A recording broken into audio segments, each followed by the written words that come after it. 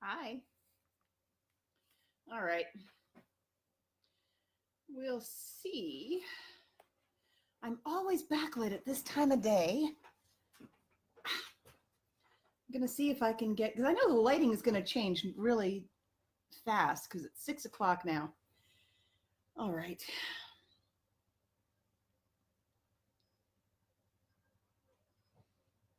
I already know in advance that there's a, hi. No offense to you. There's a chance I'm going to change animals. I started out with Kenji, the snake. Hi, but you were so adamant. This bird has wanted to be out the entire day. So she kept flying from her cage. She landed on the floor a couple of times. So I decided to finally just let her do what she wanted. She wants to be my shoulder, so okay. Hi, glad to have you. So this is going to be an energetic transmission. And I already know that there's a considerable amount of disclosure coming through.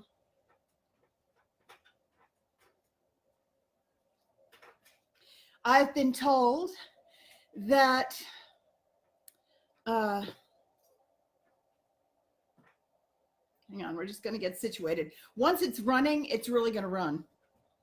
There's a body of information. We're at what's the word? Hi. We are at a crossroads. I can tell the energy is already running because my head's already bothering me. For those of you who have seen my live streams before, and it's bothering you too, apparently.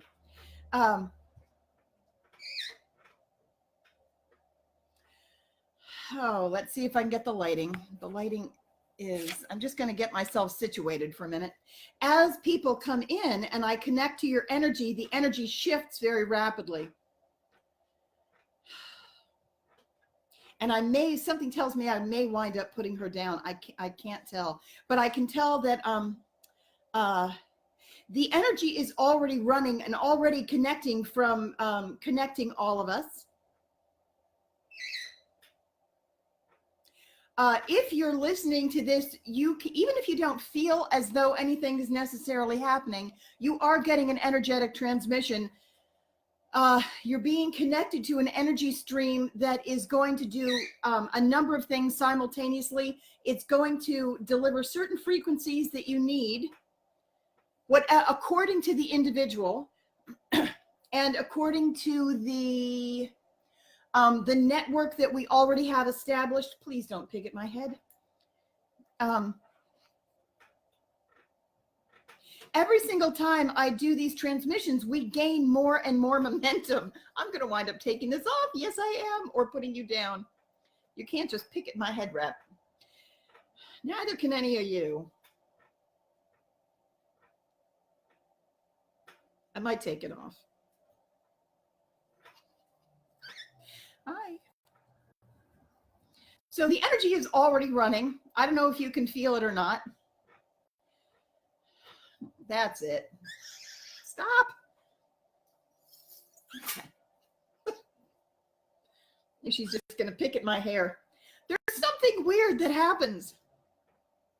Every time I do one of these live streams, something just happens and my head just bothers me. And it's like the energy's coming in very rapidly, and like right now, I'm on the floor and I'm tapping, my legs are going up and down, and that's because there's a lot of energy that's moving. I can kind of sense, are you off my shoulder? I don't want to be here. She has wanted to be on my shoulder all day today or out. And I know that everything that happens before, especially during a transmission, is significant. Everything that happens during a session, when I have a session with any individual, it's never a session for the individual alone. The individual is a delegate or an ambassador for their group. And I only ever work that way. The people that I work with are really just avenues to gauge the group's energy and find out what it's doing. So it informs me, and every group every individual that I've worked with in a session informs me of the dominant energy in the given group that they represent, which is one of the ways that I'm able to kind of maneuver the energy of the collective. Let me know. Can you guys see me? I feel like the light is very funky. I feel like you may not be able to see me. Okay. So it hasn't really started running yet, but it's going to. There are major changes happening. I kind of want to say behind the scenes, but it's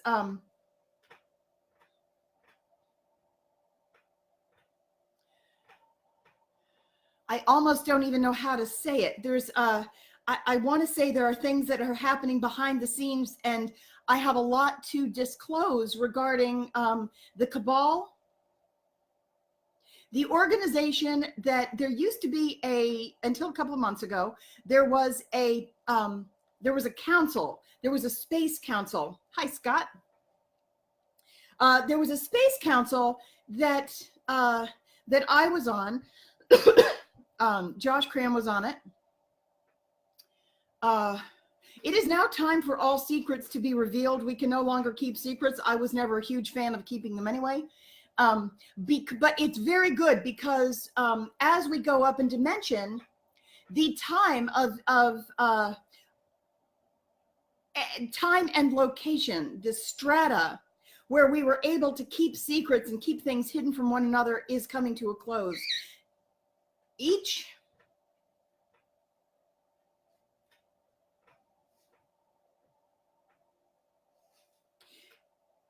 person basically has the, if they take their power back, all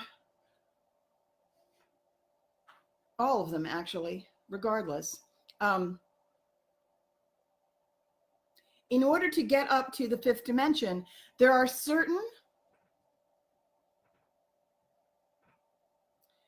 there's a certain skill set. I know I've said this before. Must be that is required. It's like a certain you have to be able to get there. There's no external source that is looking at any individual and saying, no, you're excluded, we're not going to allow you to go. That doesn't happen. It is strictly a measurement, and in no way at all is it a judgment. The idea of Judgment Day is a misinterpretation. What there is, it's not a judgment, but it is a very, very precise measurement. So if you are loaded with regret and density and negative thinking and fear and anger, etc., nobody is deliberately keeping you out of 5, but you won't be able to get there until you have gone through the process of clearing and managed to get there yourself. It's not actually a location. It is a it's like a dial, a vibrational strata. So if you can get your vibration high enough, then that's ascending. You ascend slowly or rapidly, depending on who you are. I was talking about previously, the energetic construct that I've been in with a number of other beings. We started it in the King David lifetime. There were punctuation lifetimes that we came down as ET beings with the intention of accelerating humanity's development. There was a very specific plan. The news that I have to announce is that it did not go the way we expected. And I know that we really had high hopes. We thought that it was going to go better. In this lifetime, it went almost as badly as it did in the Joan lifetime. There was certain, due to lack of cooperation. Remember I said that we attempted something that had never been done before. We didn't know if it was going to succeed or fail. We had high hopes. We were experts. Failure is still possible. I don't want to call it a failure, but it basically was. It did not work the way we expected. We are now dismantling the construct because it didn't work. We had hoped that, well, I'll say that the idea was we made this construct that was inescapable from the third dimension. I went in with one task on a number of different points. There was circuitry involved.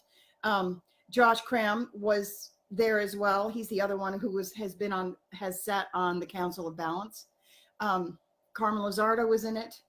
We made alliances with various ET species that don't normally work together. Sometimes you make alliances, you make agreements because like not all reptilians are bad. They're going to eat their young, but even reptilians, even though they have very strong tendencies, they don't work the way we work. They do work, most of them. Their goal is different. Some beings prefer darkness. Some beings are nourished and strengthened by energy that isn't love. Some beings are strengthened by fear and hatred. And on the Council of Balance, because it was designed in 12, but we did most of our functioning, our work on 4 in the 4th dimension. And the goal of the Council of Balance was to, as long as the polarity was going to be inherent in the 3rd dimension, the goal of those of us on the Council of Balance, there were 6, the Council of Balance is made of 12, or was, because now it's dismantled, had 12 beings, 6 that are basically for the light and 6 for the dark. However, having said that, the ultimate aim is balance. So you have advocates for the light, but even the advocates for the light know the rules of the game, and we're not going to allow the balance to be off. So for example, we would make plans as to what I don't play chess, but it's a little bit like chess. You know, we can't stop the dark side from making a maneuver. We can't stop them. We have no right. One of the things that we did on the Council of Balance is to observe what they were doing,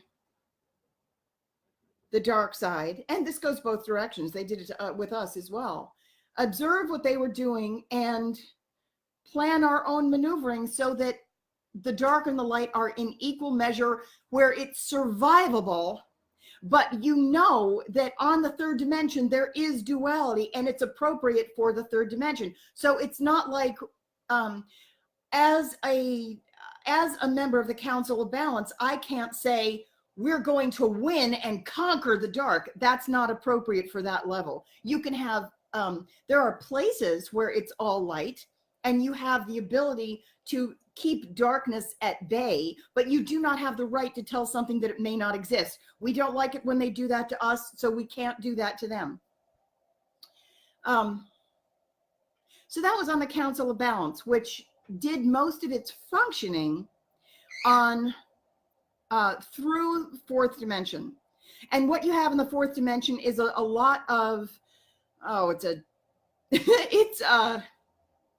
it's an echo. The fourth dimension I find to be very much like, it's an echo of the third dimension. This is where time begins to lock into position. It's really a crapshoot. It's not like it's owned by dark or light. It's very much like 3, except it's not as solid. It's not really, it's a spirit realm, but it's not all the way up. It's there's still a lot of negativity. It's kind of like I always tell people, whatever you do, don't use a Ouija board. A Ouija board will it allow you to reach spirit? Yes, but it's a lot like hitchhiking. It's like you reach up and it's very indiscriminate unless you know what you're doing. Are you going to get a spirit to come through? Yeah, for almost certainly.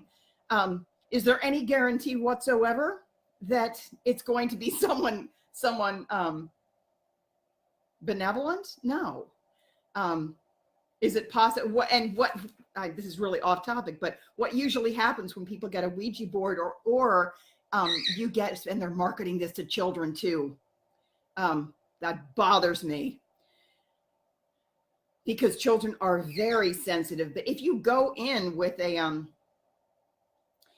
attitude of fear, or this is spooky, or let's try this, it's spooky, you're already radiating fear. The odds are increased that you're going to get a vibrational match to you. It's not going to be your nice grandmother or a pleasant spirit. Most likely you're going to get someone who matches, who has a spooky kind of predatory energy. And are they going to, prey or mislead you? Yes, there's extremely high probability that you will get something that's not pleasant. So I had no intention of talking about the Ouija board, but if any of you are if you have one laying around, it's possible to use them effectively, but you really need to be in full command of your own high vibrational column. And if you are, then you're probably going to not need a tool necessarily anyway. However, so there's that.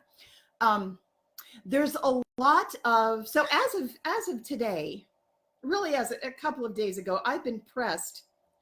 My guides say the time is up. There's been work that's gone on at night, a lot of it.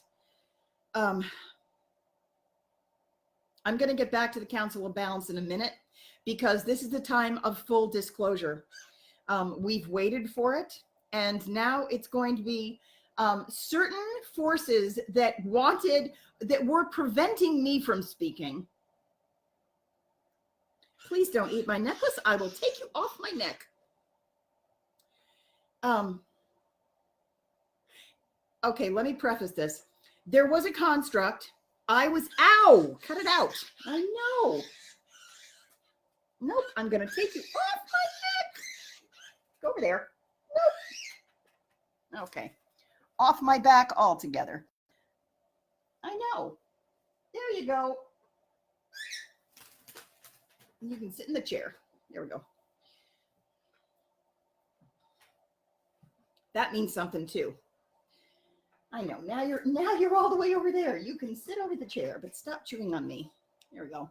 So that's significant. I just got something off my back that was bothering me and had something around my neck and has been pinching. Everything that happens during a transmission means something. I know what she is symbolic of. She is symbolic of the Joan of Arc lifetime. And we're getting rid of this template completely. There were certain things that were extremely limiting that prevented me from saying things There was a tremendous amount of secret keeping in that lifetime. Famously so. If you've watched the movie, if you have, or one of the movies, if you know that story, there was a very famous secret. And in, also in the Queen Esther lifetime, the elements in the energy stream of restricted speech or not being able to say something, that has been an element that's been like a chunk that had to be worked through. So in, like, for example, if any of you remember my my first video that I tried to make, it was months ago, and I only got out like 3 minutes, and the connection, it automatically came off, but I could barely speak and I was crying. There was a lot of forces that did not want me to talk. They weren't all mine. I had my own fear, but that's something that I could kind of work through. There have been forces that were very heavily interested, we'll put it that way, very interested in me never speaking and never saying anything. The council, gradually, we've been taking down these structures, these restrictive structures that have been keeping my population imprisoned in one way or another. So the dark forces have they have to be handled in a certain way. So one of the things that I would like to ask you is, as you hear this is going to require participation, active participation in the transmuting process. And I would ask for your assistance. If you're hearing these words, that means that you're meant to hear them and you are capable of assisting in this process, because nothing is an accident. If you're here, it's for a reason. If you're here listening to these words, you are already receiving an energetic transmission. It will never, what's the word?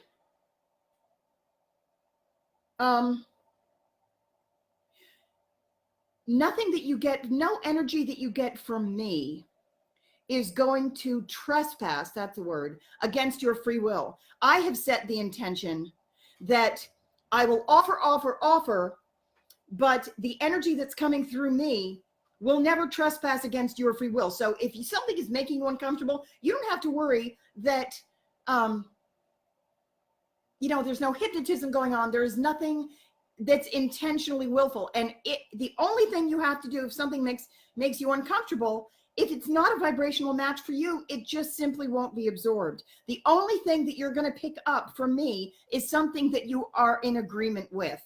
On a vibrational level, you don't have to keep track of it mentally. It happens automatically. It is simply a gift. If you want it, take it. If you don't, no worries. So there's that. We've been in an energetic construct that has been in place. It first was established in the King David lifetime. We took it, I should say that differently. It was running, but it was running a different way.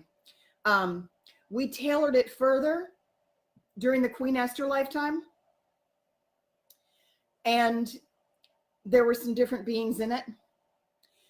In the Joan lifetime, we set up a template to be picked up. We had done the bulk of the clearing. We set up a template. We very carefully established an energetic platform, like to be basically fertile ground. We were trying to make fertile ground so that when Joan of Arc landed, the template, she would plant certain seeds, and the template would be picked up by as many people as possible. It was designed to promote feminine equality, the preservation and the idea of children as warriors. That's why Joan of Arc needed to be a very famous virgin. There were certain things that we went down to correct with that lifetime. It was a partial success and a partial failure. It didn't go as well as we planned. Sometimes you have to go to a plan B, and we did. The plan B didn't work as well as the plan A had been, but Josh died early and we did what we could do. So in this lifetime,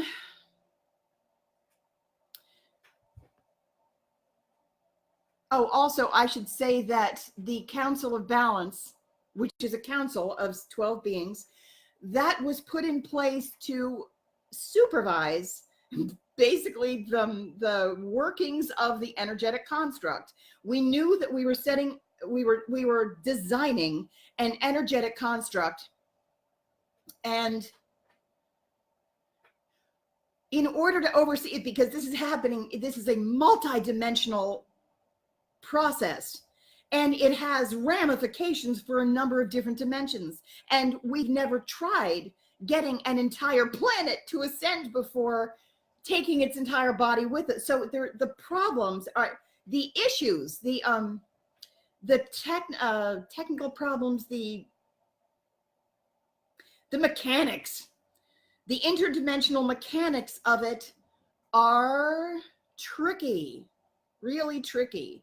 So we thought we could try it. We're going to build this thing and we're going to test it and see if we can get it to work. So we figured out how the circuitry might work. So not all of this is malevolent. A tremendous amount of it is really there for the larger aim. So we, it's like we have angelics on the team. We have a lot of ascended masters. We had reptilians too. We had all kinds of beings who were involved because the original structure contained so many beings. So everyone has advocates who are there trying to advocate, not in a competitive way, in a cooperative way, because we do that in higher dimensions. You'll learn to cooperate in higher dimensions. I mean, really, you really do.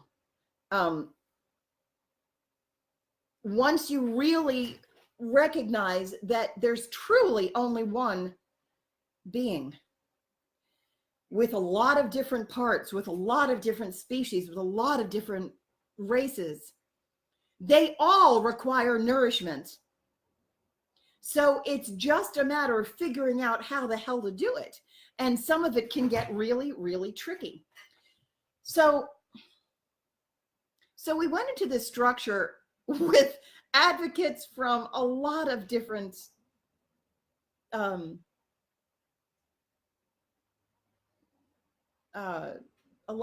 groups.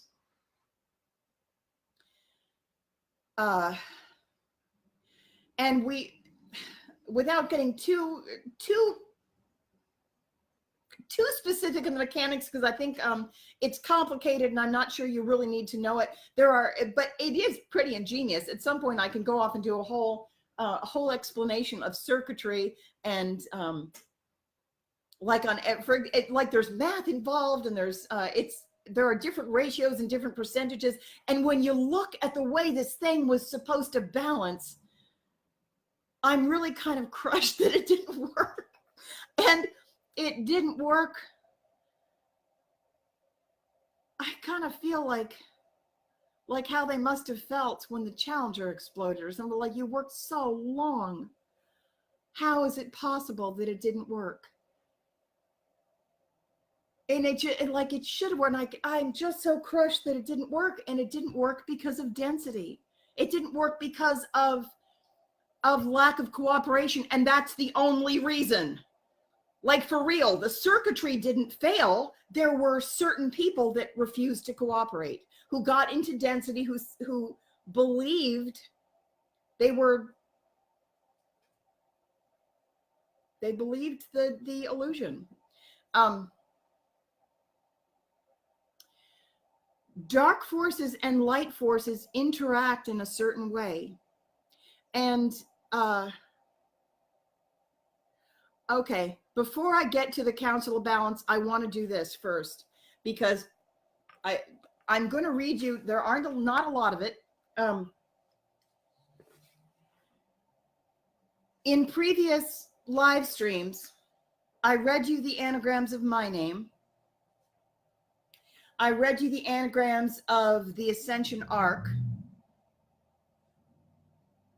I have yet to read you the anagrams for the Council of Balance. It explains a lot.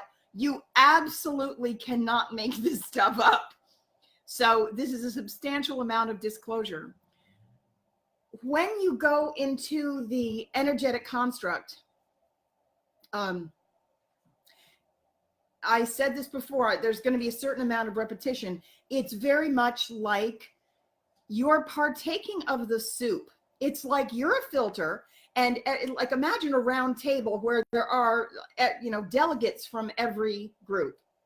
And everything you are, everything that you have, and everything you have to contribute, we were trying to boost empathy.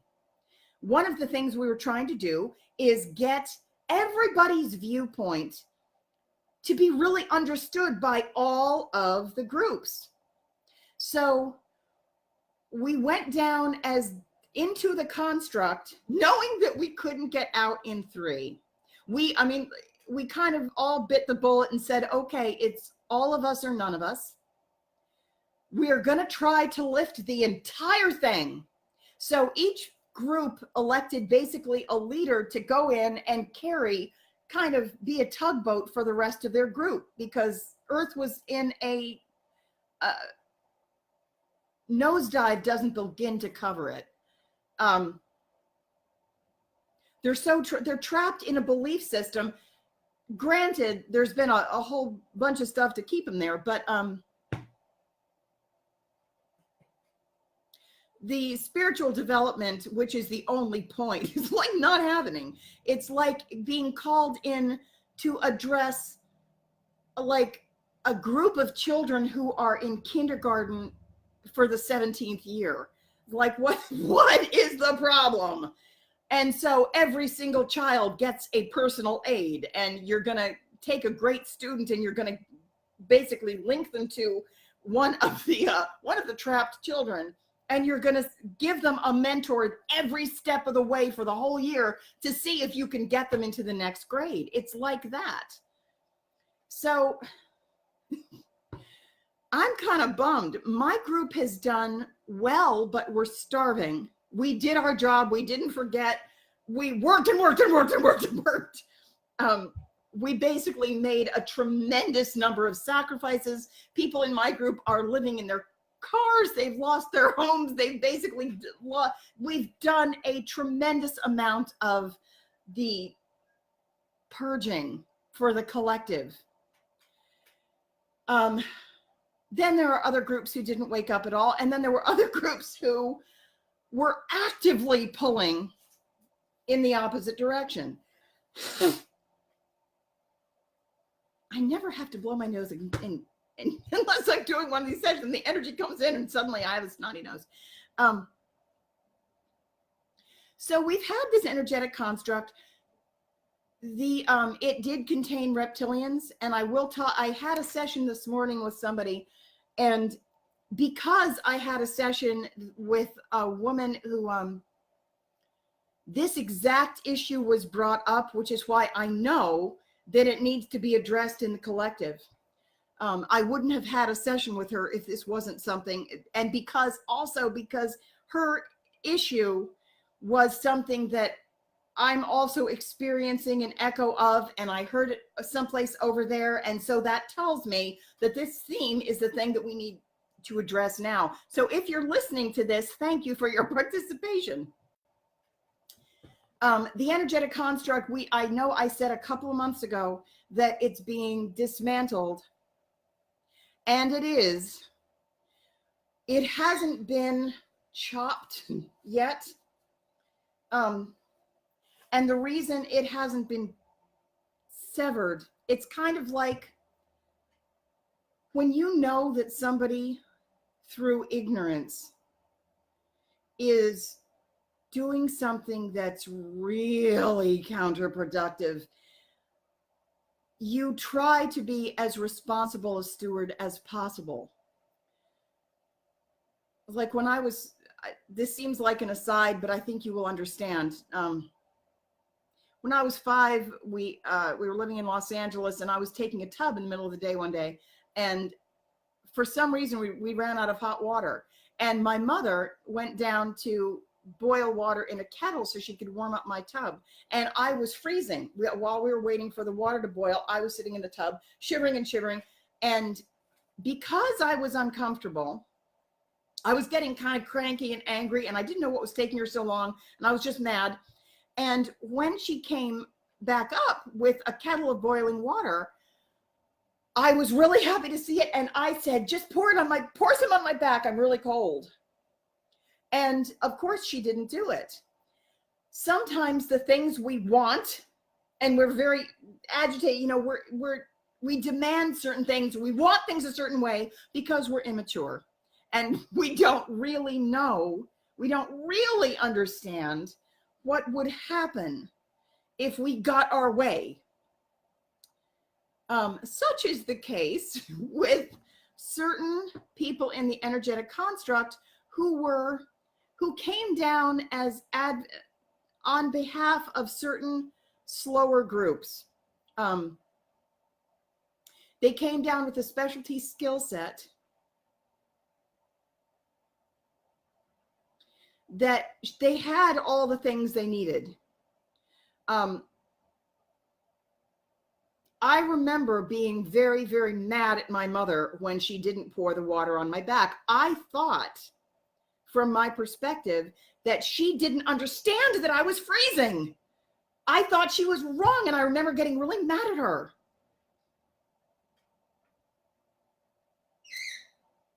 When I matured, I now see why she didn't do that.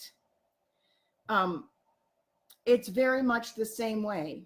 We had a member of our group who was given, we come down as delegates of certain groups, not just species, but we come down with certain tasks. Our whole goal was to get Earth and the population of Earth through the 11 gateway. So the 11 gateway is where you see yourself in another person. It requires equality. We're trying to bring back equality so that we can lift the freaking planet up. You cannot maintain inequality and still ascend anyway. There are certain, due to non-cooperation of a number of parties who didn't want to change their own belief system at all. They really believed they were right. And they also cut communication. So now the flow isn't going. If you refuse to work with other members of your team, you can't cut yourself off from your guidance system and then still expect, you know, to know where you're going if you decide that you're not going to listen to your navigation. There were many disconnects in the circuitry that didn't have to be there. It's basically like if one person decides they're going to go off on their own and not cooperate, the entire thing fails. So light beings tend to, we automatically search for unity. We will look for the commonalities with another.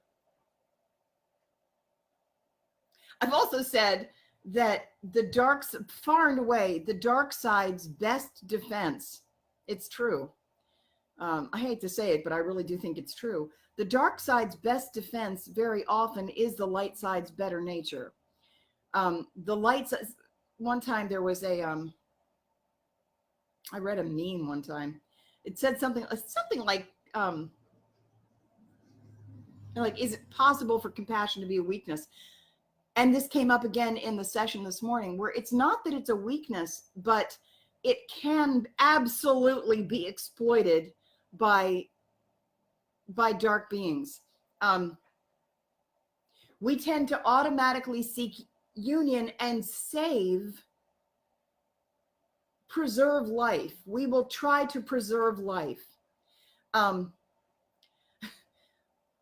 and I hesitate to couch it in this terms because I don't want to promote, I don't want to recreate enemies.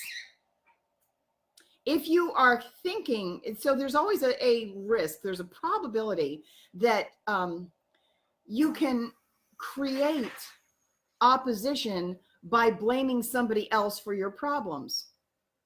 You give them the power if you say that they were the cause of something. Even if they were the cause of something, you've got to look at your power. Can't be had if you give it to them, or if you expect somebody else to change. It's not going to happen.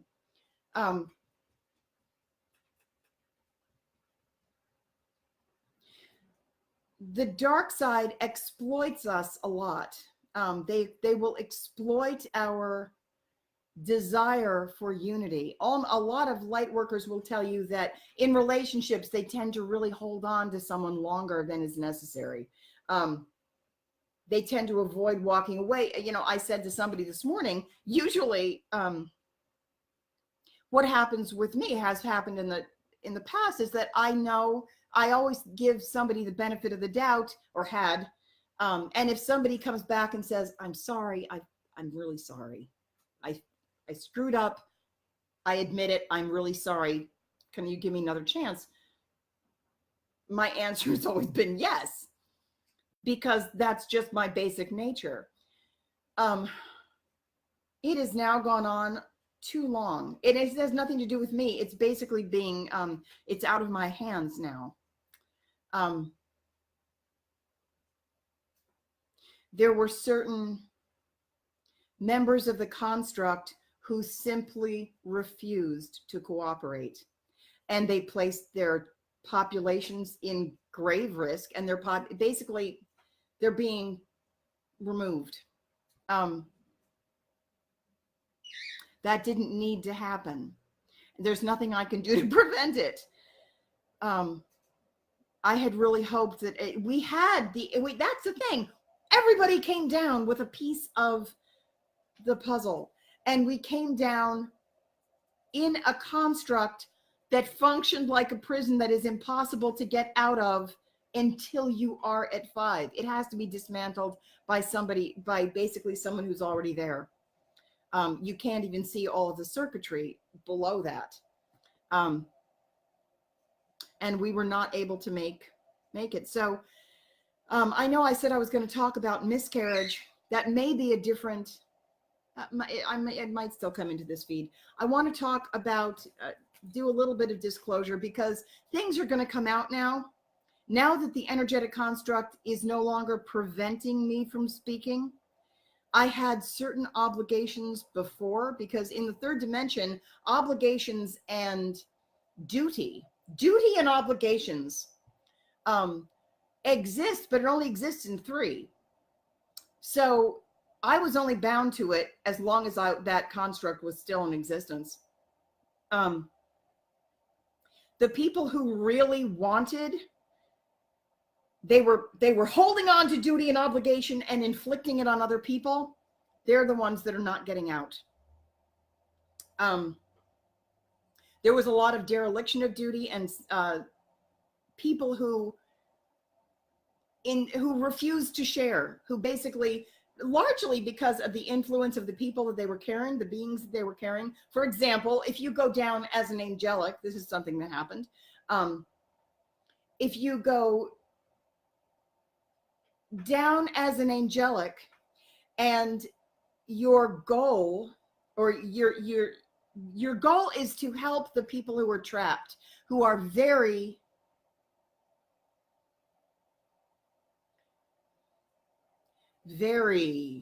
trapped in density, the ones that really aren't waking up, like I always hesitate to say the stupidest ones, but for some reason that's always the word that wants to come out of my mouth.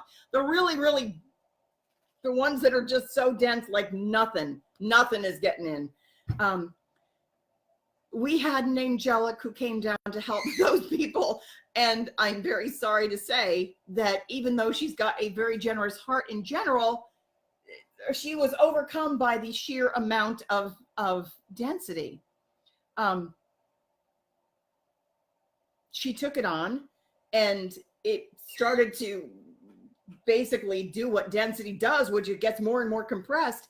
And if we had been able to get the energy flowing, get the money moving, get the ideas, get the energy rolling outward, and she had all the tools to do that. She was given mentors to hold her hand. She was given a tremendous amount of energetic support. She was given all of the money she needed to support herself and other members of the, to get the whole thing up and running. Every person comes down with something that they're going to offer the table. They're the group dynamics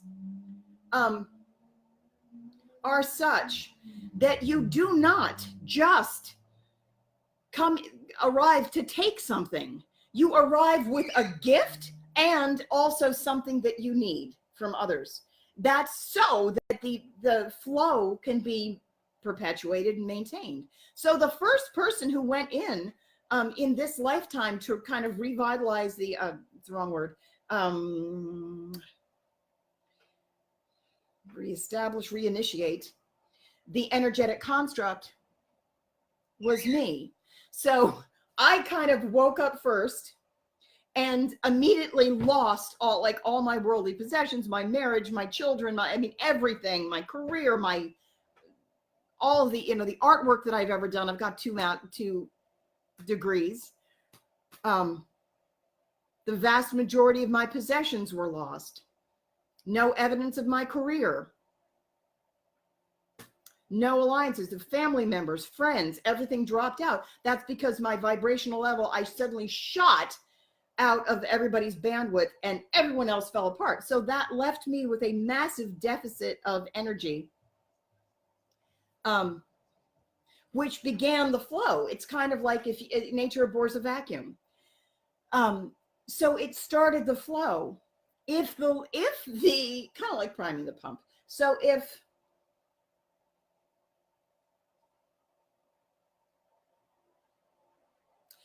the circuitry was all connected, that should start the flow in the whole system. That's not what happened. There were disconnects in certain people who, and again, I'm not really going into blame, I'm just saying what happened. There were disconnections where we couldn't keep the circuitry together. And as a consequence, even if one person, like if you build a whole car, but the person who has the key doesn't show up,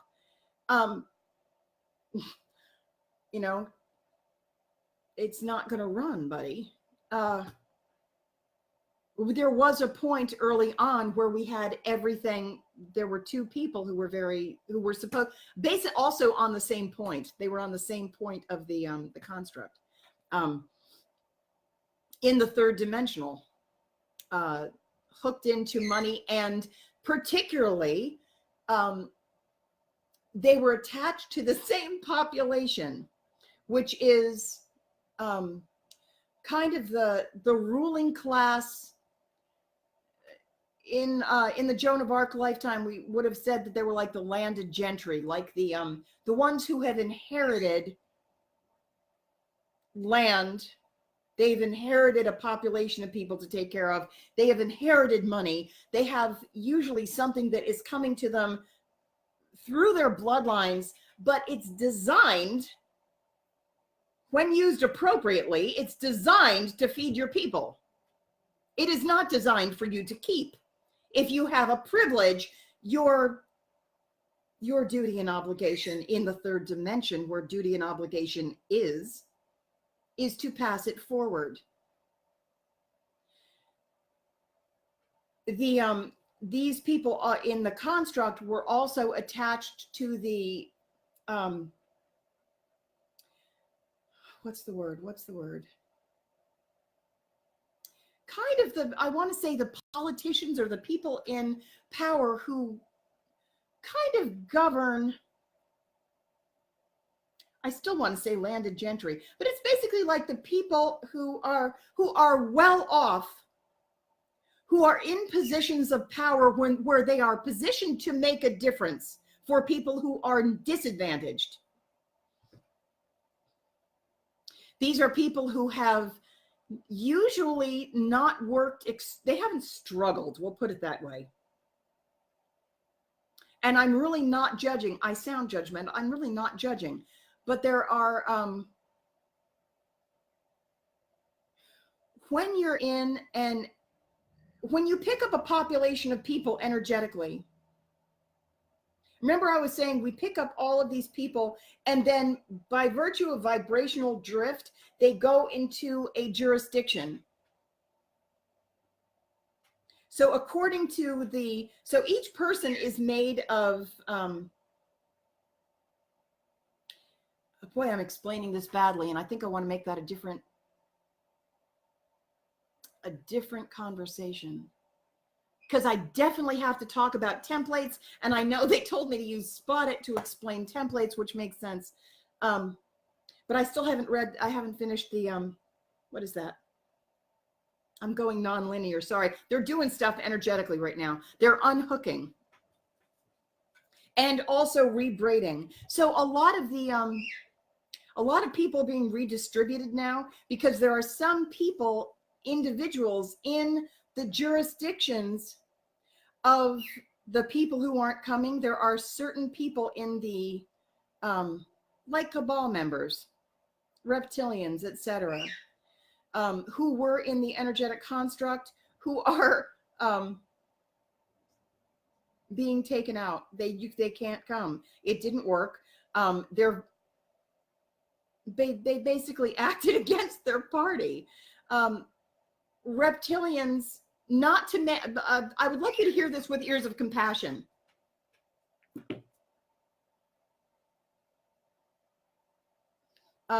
Not all reptilians are bad. There are lots of different kinds of reptilians, but many of them do have certain things in common.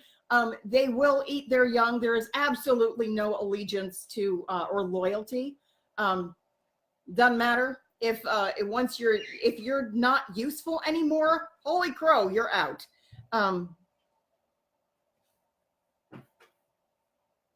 It's important to know that and know who you're dealing with. So I respect the right to the existence of all of them. But at this, and I really, really did hold on to those reptilians too long. And you know, it's like a predictable error, and I did it again. Yes, I did.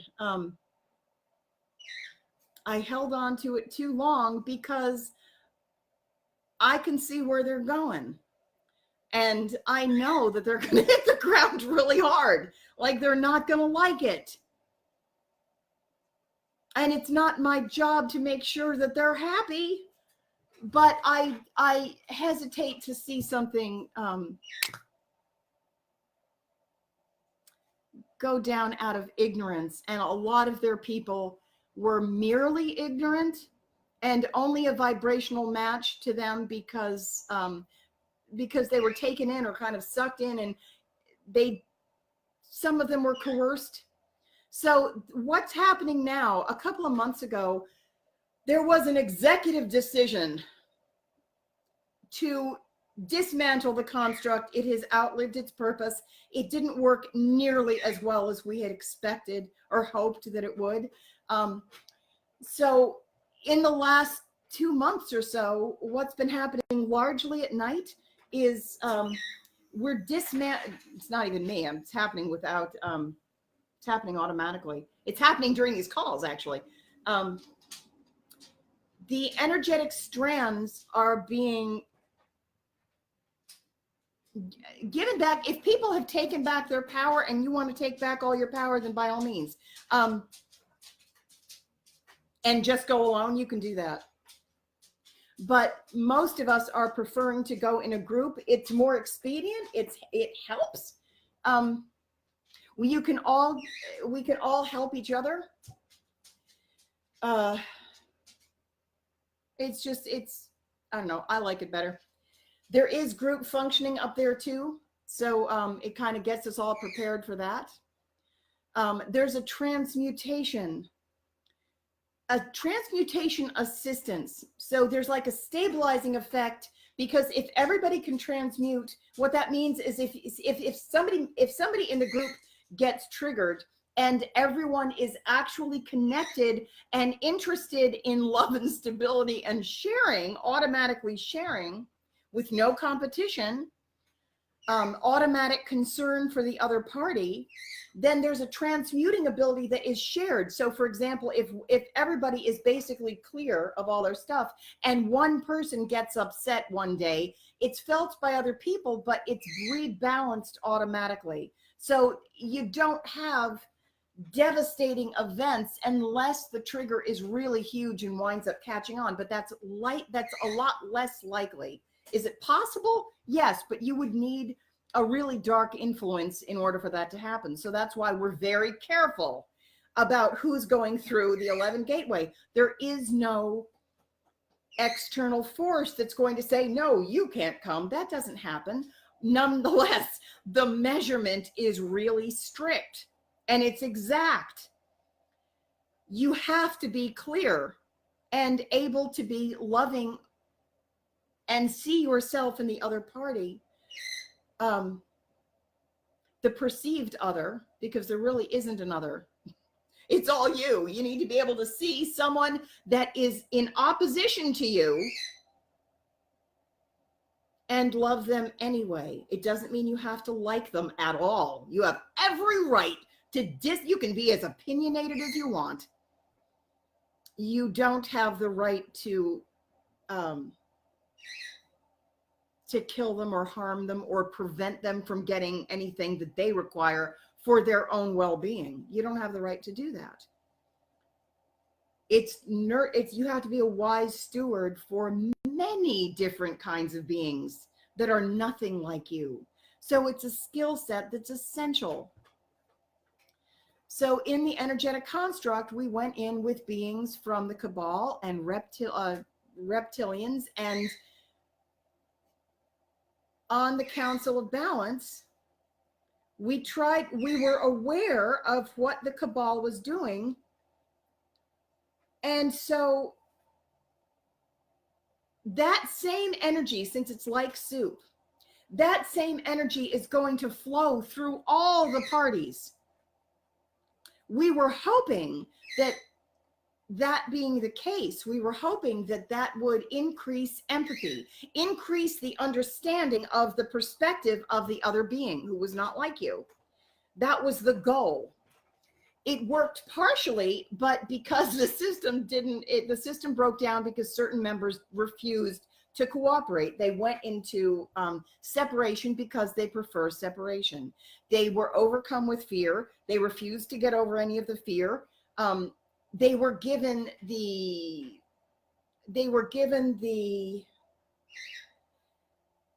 access to the aid, put it that way. They were given the choice to receive aid from angels or guides or any number of beings who wanted to help and were offering help consistently the entire time. And these particular beings have refused. So since there's free choice, there's nothing we can do about it. The ones that are crying about it, believe it or not, is the light side.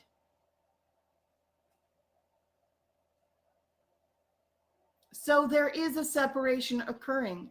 The decision was made a couple of months ago. It hasn't been completely severed yet.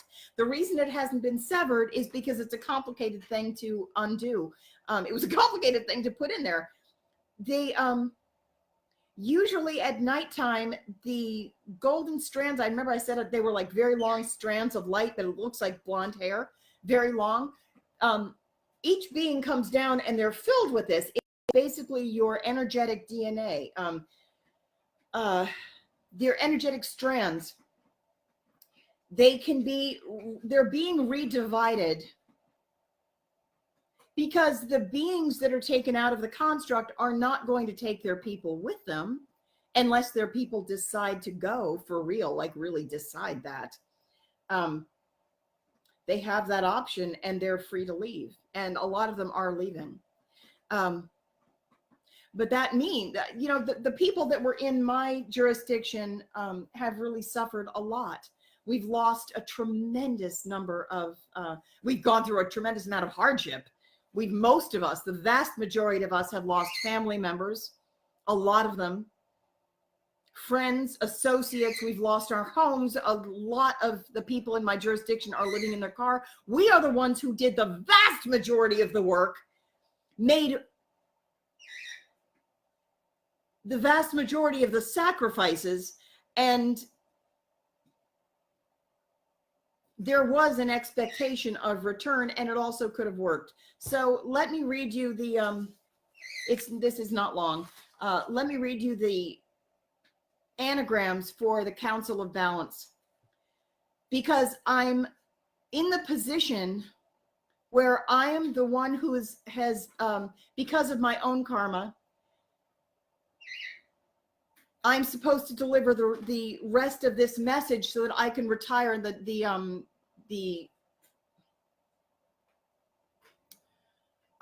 Joan template. That job, that was a specific job. It's being ended. We know, I mean, it was a job of a group, but it was held in the body of an individual, which wasn't really an individual, but it was like an emblem, like the figurehead, the horn of the rhinoceros. Like a rhinoceros is kind of known by its horn, but is it the sum of the beast? No, there's an awful lot that's behind it. So it was actually a group that was doing that all along. So the Council of Balance, I'm going to be the one who is disclosing all of the information that happened, basically everything that happened behind the scenes, because at this time in history, it's a pivotal time in history. All icons are coming down. They're being dismantled, all of them. That's why you have, so anything that had a group of followers is being taken down. You can't have it after this. Anybody who's going into the fifth dimension must be themselves sovereign and able to make their own decisions. So even though we're in this weird time of social media where you've got all of these people getting followers, do you see why that is kind of an equalization of the icon aspect? It used to be celebrities we didn't have so many people in the public eye as we do now. There is a redistribution of power. That's very intentional. All major icons must come down, and it's happening one way or another. So that's why there's also a reversal. So in order to get an icon to come down, there has to be a 0 point. You're trying to get it back to 0 point. So if somebody was an icon and there's a wave, let's picture a waveform, right? There's a flat line and then there's a waveform. If somebody is on a pedestal, the way to equalize it and bring them down to 0 point is to have something happen that's going to make everyone really like hate them now, or think the opposite thing. They're going to think the opposite thing, and what that's actually going to do is balance everything to 0 point. So for example, the office of the presidency used to be very much looked up to. We get Trump, and all of a sudden it's something that is so negative that believe it or not, it's from an energetic perspective. I'm not talking about anything he's doing right or wrong. I'm just saying from an energetic perspective, if you want an equalization of power, and you must reach an equalization of power in order to get the planet to rise in vibration, to go up to the fifth dimension, you cannot have the power held so much by any one individual, be it a celebrity or a politician or whoever. You cannot have, if it's held by one person or any kind of a savior figure, then it's not equality. So the icons are coming down. That's why you have figures like John of God. It's not, and so here's what you want to watch out for, and then I'll get back to the counts. I keep trying to read those and I keep getting distracted. People gave John of God a lot of their power. It is entirely possible to claim your own connection to God and heal yourself. so I was healed by John of God, so I'm not pointing fingers or judging anybody. I've been through that program 6 times. I recommended him to a ton of people, and he did a phenomenal job. And it's not him; it's the spirits working through him. And I really do believe that, like, when I went through that, that's when I was dying. I was given 4 months to live at one point. That's in my history. That's a reality. But I can understand why, if you have to take down an icon, if all of the icons must come down in order to get a figure such as John of God,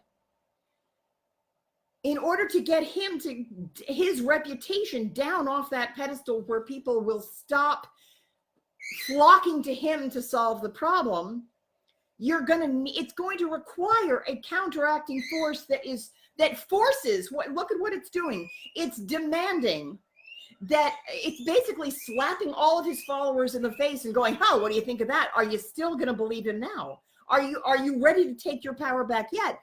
The place where people went to him, myself included, because I did need help, totally, my God. And I linked my energy with him because I needed help at that time. And it was appropriate at that time.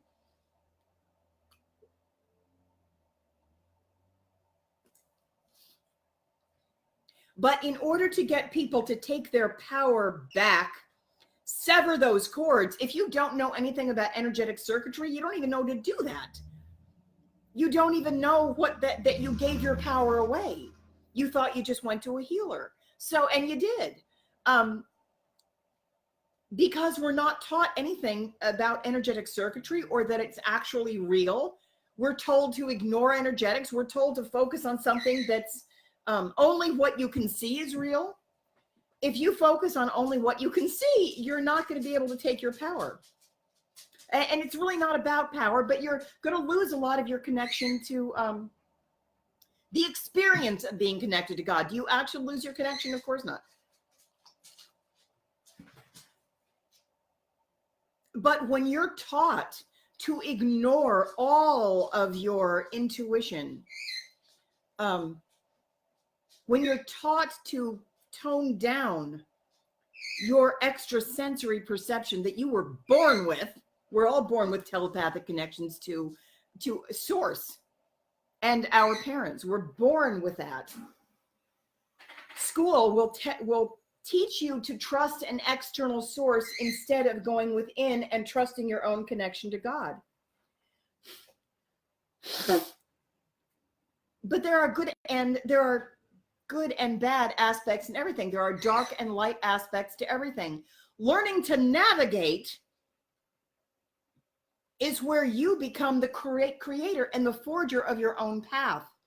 So it's very natural to look to an external source to help you navigate, particularly when the path before you is not clear.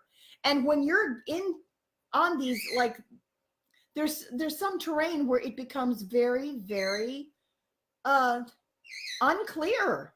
And of course, our tendency is we search for something certain. You know, is it or isn't it? I want to know the truth. Show me the step before I step out. I don't want to step off and have something not support me. Faith is a muscle. It's a skill set. You're going to have it. So it basically comes down to, do you have a predominance of fear, or do you have a predominance of faith and love and trust that God will support you? The power that you have is in navigating by virtue of how you feel and where you put the majority of your own emphasis. So if the majority of your own energy is in fear, that's what the predominance of your energy is in. So it's weighing you down a lot. It is not inappropriate to learn how to trust and expand and be, and it's entirely appropriate to ask angels for assistance with that. And it's entirely appropriate to ask teachers and use guides all the time. That's what they're here for. Most people, by the way, most people don't ask nearly enough.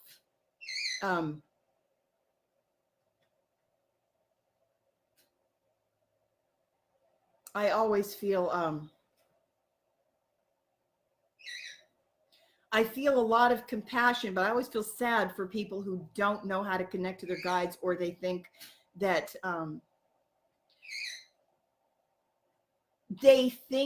in order to pray or in order to call on angels, they will do it in times of emergency, but they do it with apology. I never ask for anything, but you know what actually makes your angels happier than anything? For real, like this is for real. Ask all the time. All the time. If you really want your connection to expand your connection. You know, angels can only act, with the exception of certain emergencies where it's like divine intervention. I've had that happen. But angels, by and large, are around us all the time, and they love to assist, but we don't ask. I mean, there's like, everybody knows about the parking angel. You know, if you want a good parking spot, you can call on your parking angel. But there's no, I ask guides for help constantly. It's the biggest joy in my life is my connection to spirit that is constantly talking. And they love when you call on them more. The more you do it, the more they're here. It's like anything else. It's like any other skill. The more you practice it, the more it's there for you. I love it. So that's the side that I come down on. But if I have to pick a side, but usually I don't. You know, you're only on a side when you're in the third dimension where there's duality, whether it's something is either right or wrong. And whenever you're in the third dimension, you have a duty and obligation, and you have to pick a side because there's, you know, the devil versus God. In higher dimensions, it really doesn't work that way. Number one, you learn to love your quote unquote enemy. You have compassion for fear. You don't judge it. You also don't tolerate it. You transmute it. When you love fear and you allow it to exist, you hold it. You hold as though it were water. It was like emotion, some troubling emotion. You don't beat it into submission. You don't chastise it. You hold it, but you also don't, you want to be able to allow it to go through you. Emphasis on through. Don't get stuck in it, and don't reiterate it so much. Like one of the ways people get trapped in the third dimension is that they worry. They get trapped usually by their mental body, where they're here's the thing. The belief system is the dominant wall. The thing that's keeping you in trapped far and away, by far, the thing that is keeping you trapped is your mental idea, your belief system that says it must be this way, it can be no other way. That is the thing that you need to get past. It's the belief barrier. We call it the belief barrier, and it is the strongest wall. If you can imagine that things can change, then they can change. If you are stuck in your head and you think that things must be a certain way, and it becomes very fatalistic. Once an alcoholic, always an alcoholic. Well, congratulations. Now you're always going to be an alcoholic. You have to at least have the idea in your mind that change and total healing is possible. There are some people, we say that there is no condition that cannot be healed, but there are some people that can't be healed, because we're not going to impose our belief system on somebody else. My father had cancer, and he really believed that energy healing was garbage. I could do nothing for him. He would humor me, but he was annoyed when I offered. So I didn't try to press it on him, but I did offer. And I know miracles can happen all the time. They happen all the time. But your mind has to at least, not in a defensive way. Like one time I know my father said, he said, fine, as long as I don't have to do anything, just don't include me. Well, if your healing doesn't include you, it shouldn't be more important to other people than it is to you. Wherever the predominance of your energy goes, that's where you live. You might hope to be someplace else, but if most of you is in fear, then you're living in fear, and you have the option to get out of that. And there is a tremendous amount of assistance. All you have to do is say, help me be less fearful, or show me the way out. And are people going to come in, or beings going to come in to help you? Absolutely. Absolutely. So back to how long is it going to take me to get through these damn anagrams? Okay.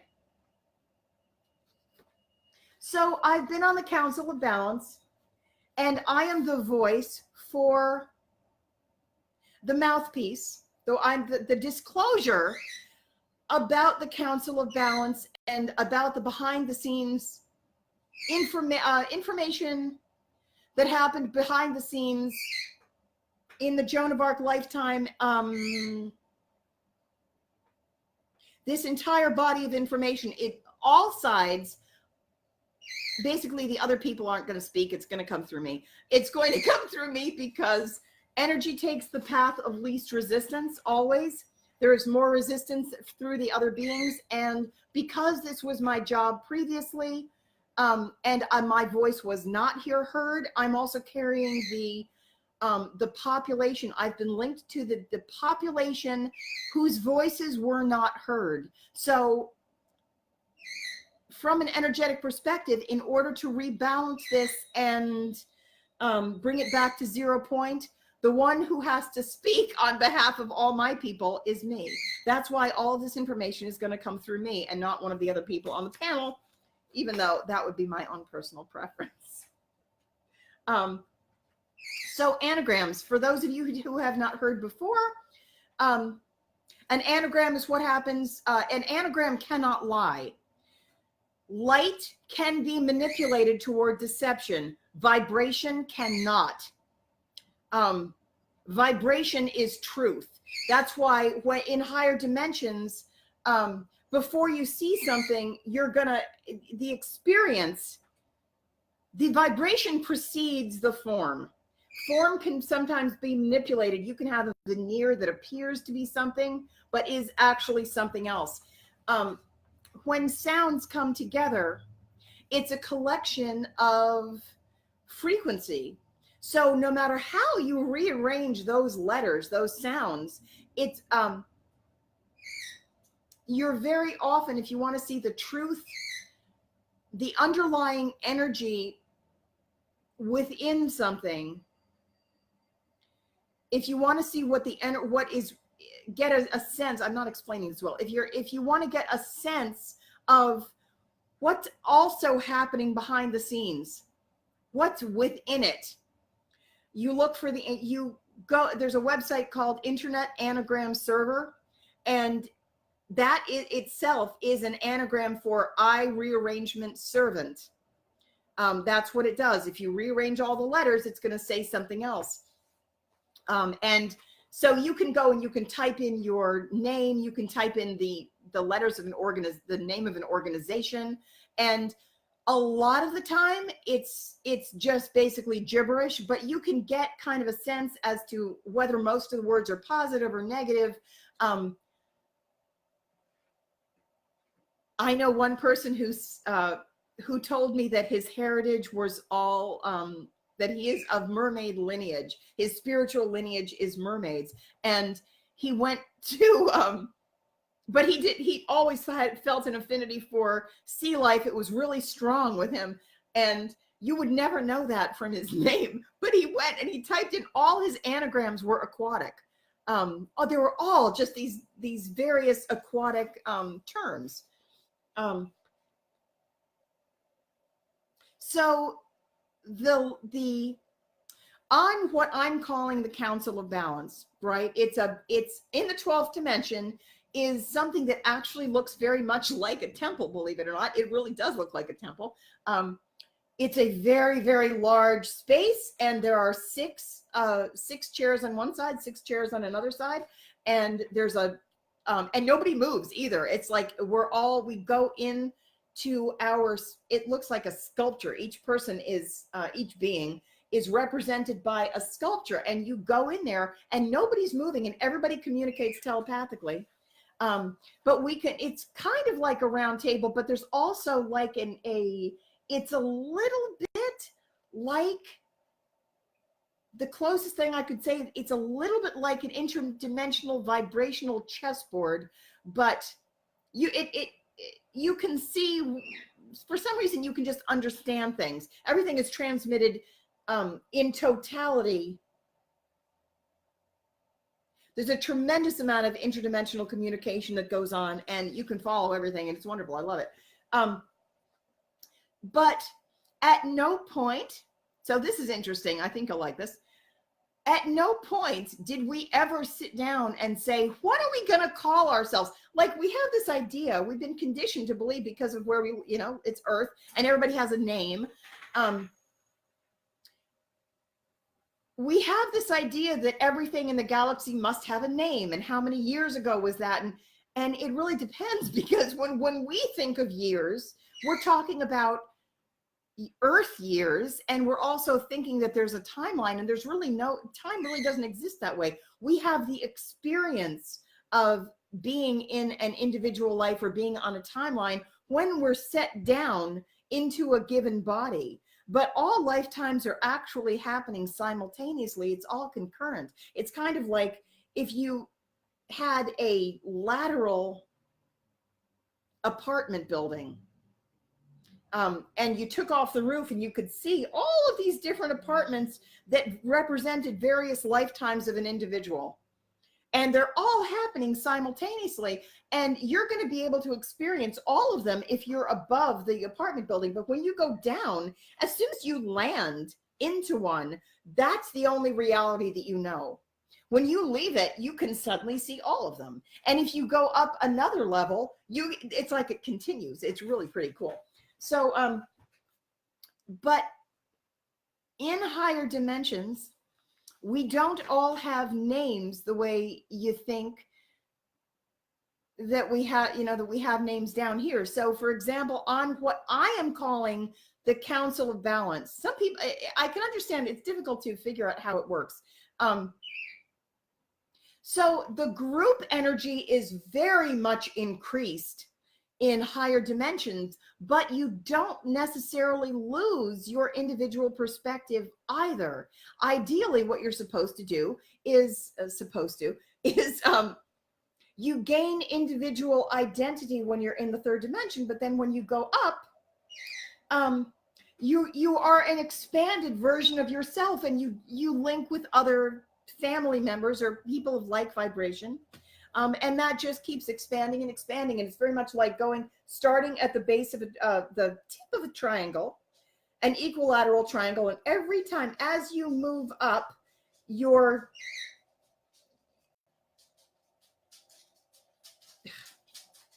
groups just get bigger and bigger and bigger and bigger. At any rate, so at no point did we decide that this group of people, we're going to call ourselves this. That didn't happen. We recognize one another by virtue of vibrational frequency.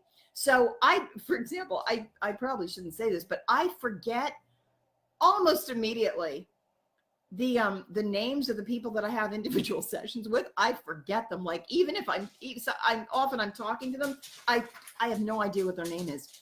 I recognize their vibrational frequency, and I might not even remember their face necessarily, although I usually do. But I can pick up on their energy and recognize them that way very, very clearly. So There are just certain feelings that are so recognizable, it can't be anything else. So they told me at one point that I was going to come and I was going to be the one to talk about the Council of Balance. And I said, I don't know how to do this. Don't make me. Basically, it was just don't make me. I really didn't want to do that. I understand why it's my karma and I have to do it. But I said, what should we don't even have a name. How should I even refer to us? And hey, oh, you cut that out just a second. Loose bird. Now you're on the table. I see you. Oh, go lay down.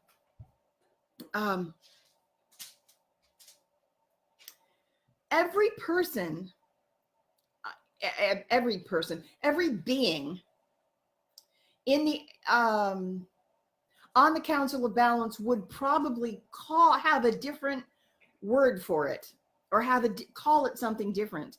So it's kind of like if there's a garden, if you have an entire garden and you are one of the flowers in the garden, and you're going to be the designated speaker for the garden.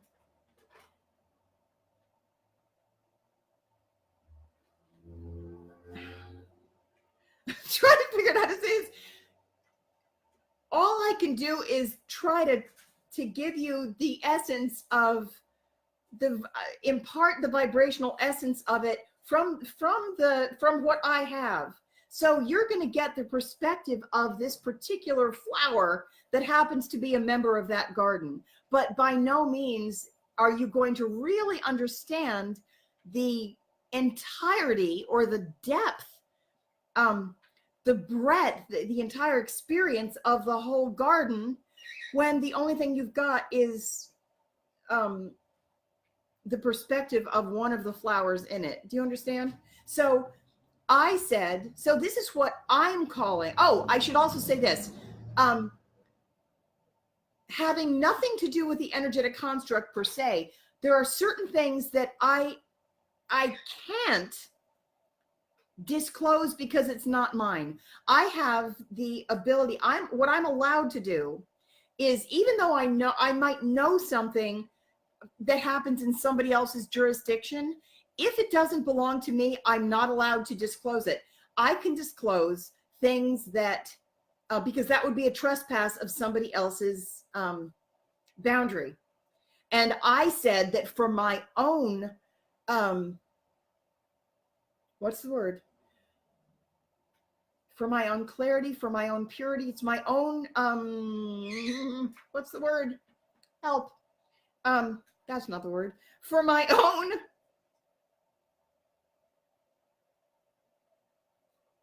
integrity. I will not trespass somebody else's boundary. There are certain things that they don't want said. I might know it. If it is community property, if it's something that came from somebody else that became like part of a community discussion, then I'm allowed to disclose that. I'm allowed to talk about anything that I know, but as long as it was part of the community. Anything that's privately held by any other being, I might be able to access it, but I'm not going to trespass against that. I just won't. They know that about me. I don't necessarily get the same courtesy, and I'm aware of that too. At any rate, but I can disclose quite a bit. So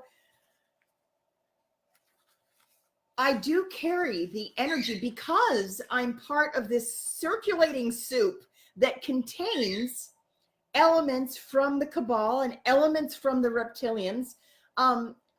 I'm usually able to transmute it, but because everything that comes to me and it's a choice, I am very committed to making a choice for light every time. That's what makes me a big transmuter. I can run this energy through my body and consistently make a choice for light. Am I perfect at it? No. Is it am I dedicated to it and to making corrections over and over and doing it until I'm thorough about it? I'm going to keep going until I get it right. That's my own commitment to my own purity and my own integrity. Do you need help? What are you doing?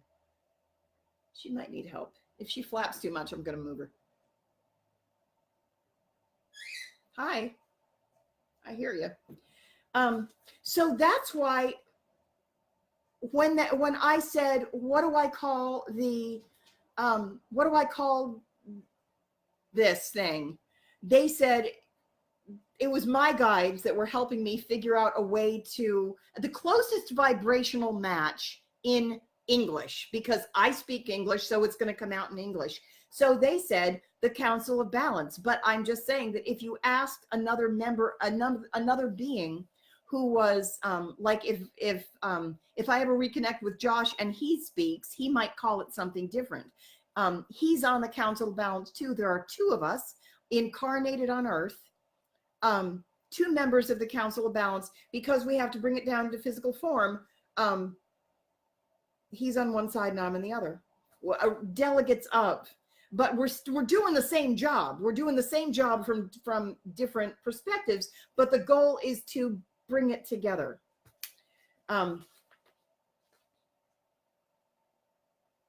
So I call it the Council of Balance. So when you look at the anagrams, this is anagrams for my position on the Council of Balance. That's what we're looking at. So one anagram is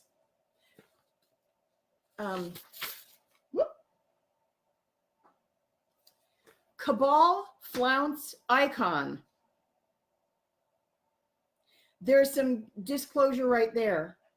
Cabal Flounce Icon.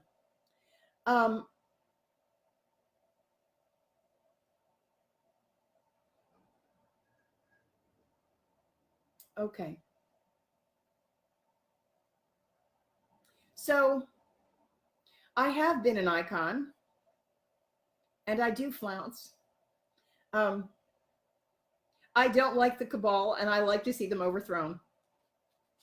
So Cabal Flounce Icon is an anagram for my position on the Council of Balance. In truth, that anagram can also be interpreted as meaning the Cabal sees me as an icon.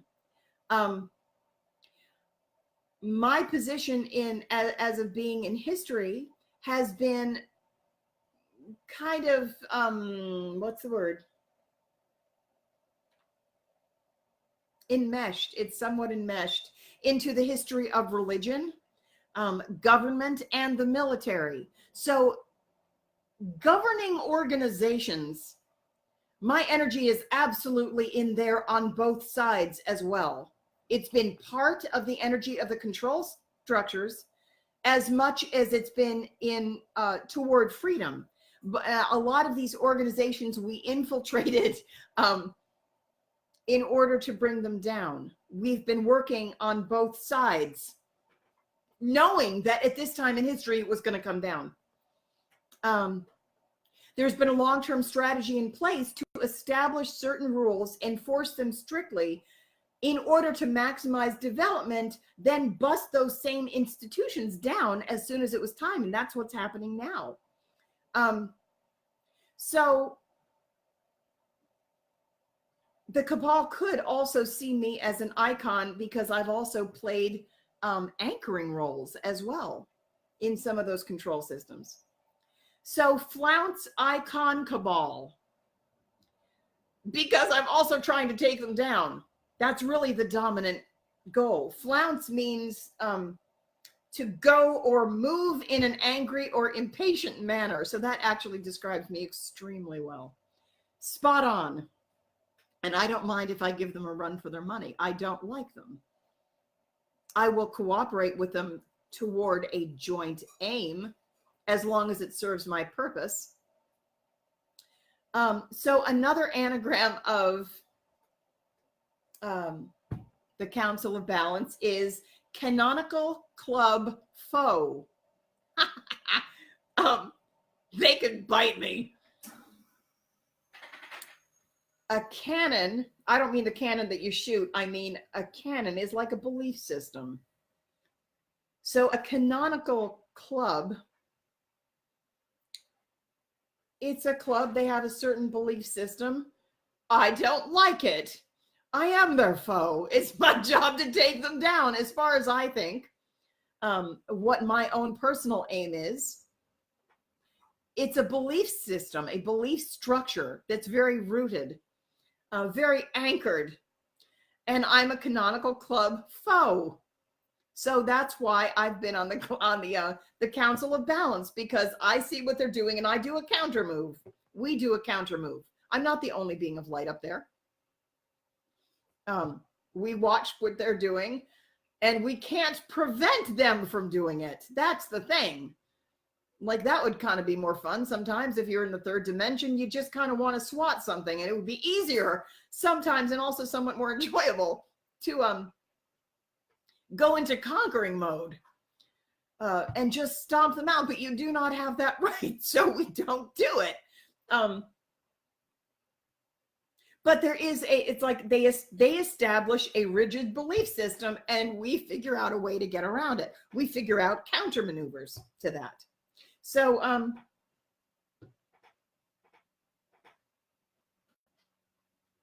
so canonical club foe, at the highest, we shouldn't say the highest levels, but at the highest levels or higher levels, like 11, all is one, but then there's also another level where you maintain your individuality while all is one. And that is really even there's even more unity in that while you maintain your individuality. That's lovely. There's the most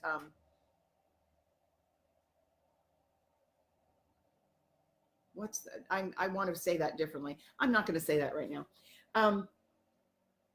Okay.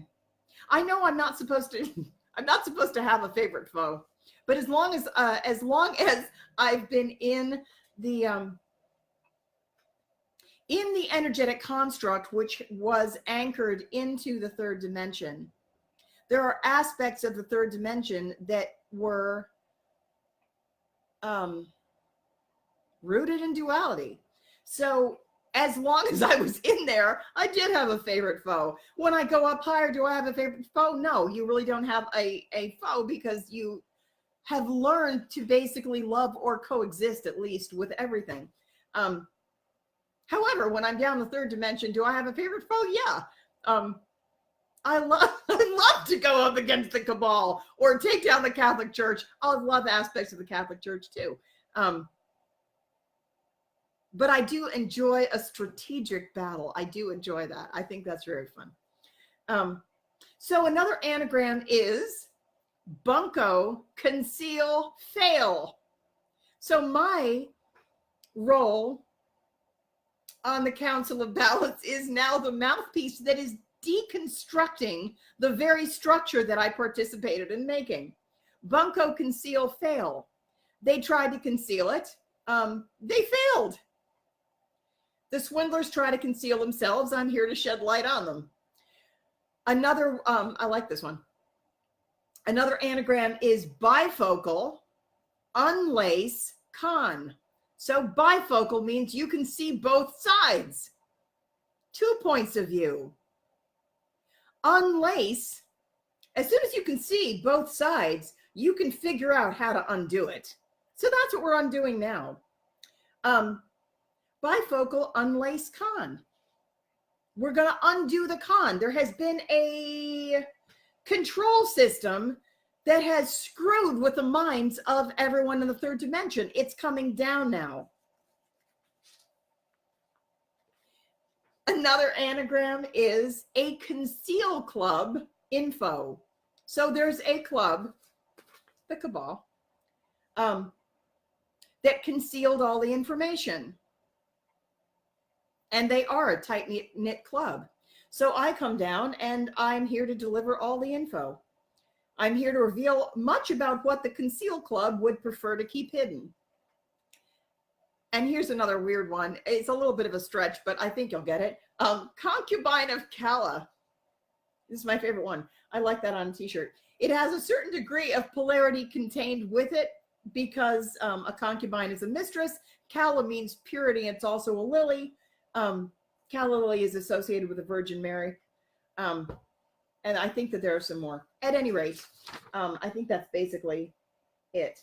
Cabal Flounce Icon. If you remember just one of them, remember that one. So this energetic construct is now being dismantled, having not been a tremendous success. In some ways, it worked, but there were people that refused to cooperate fully. Had they cooperated fully, they would have benefited from the circuitry as well. As it is, I think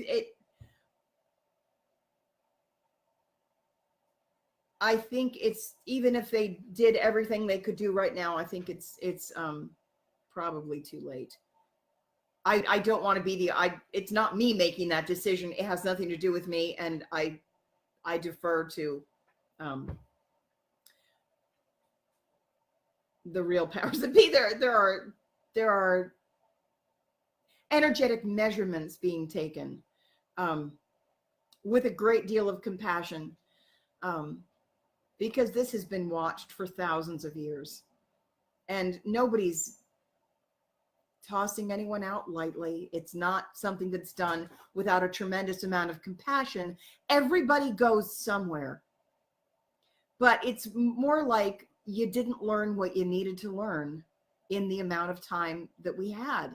And there's really this idea that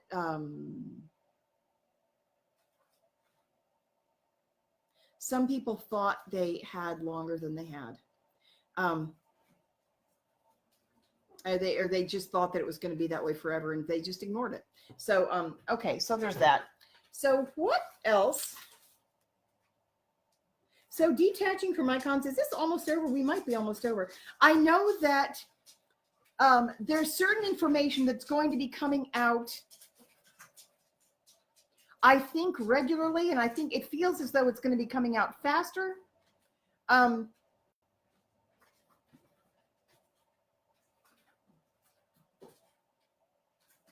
It feels like it's going to be coming out faster. It feels as though it feels both like a divorce and a miscarriage, actually. It feels very much like that. There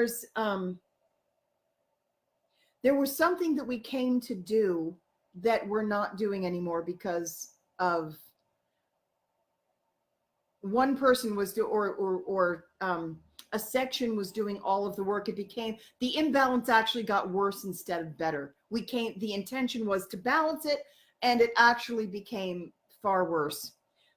So we're bailing before it gets worse. So the good news is the energetic construct is being dismantled so that the beings in it are free to leave. I've been trapped in it. The good news is that a lot of us are going to be leaving. There has been a jump in a lot of us in the Ascension community who share information. We've heard for a long time, about like the QFS, and we've heard about this rapid jump that we're expecting it, because a lot of us, we see vibration, we can see down timelines, and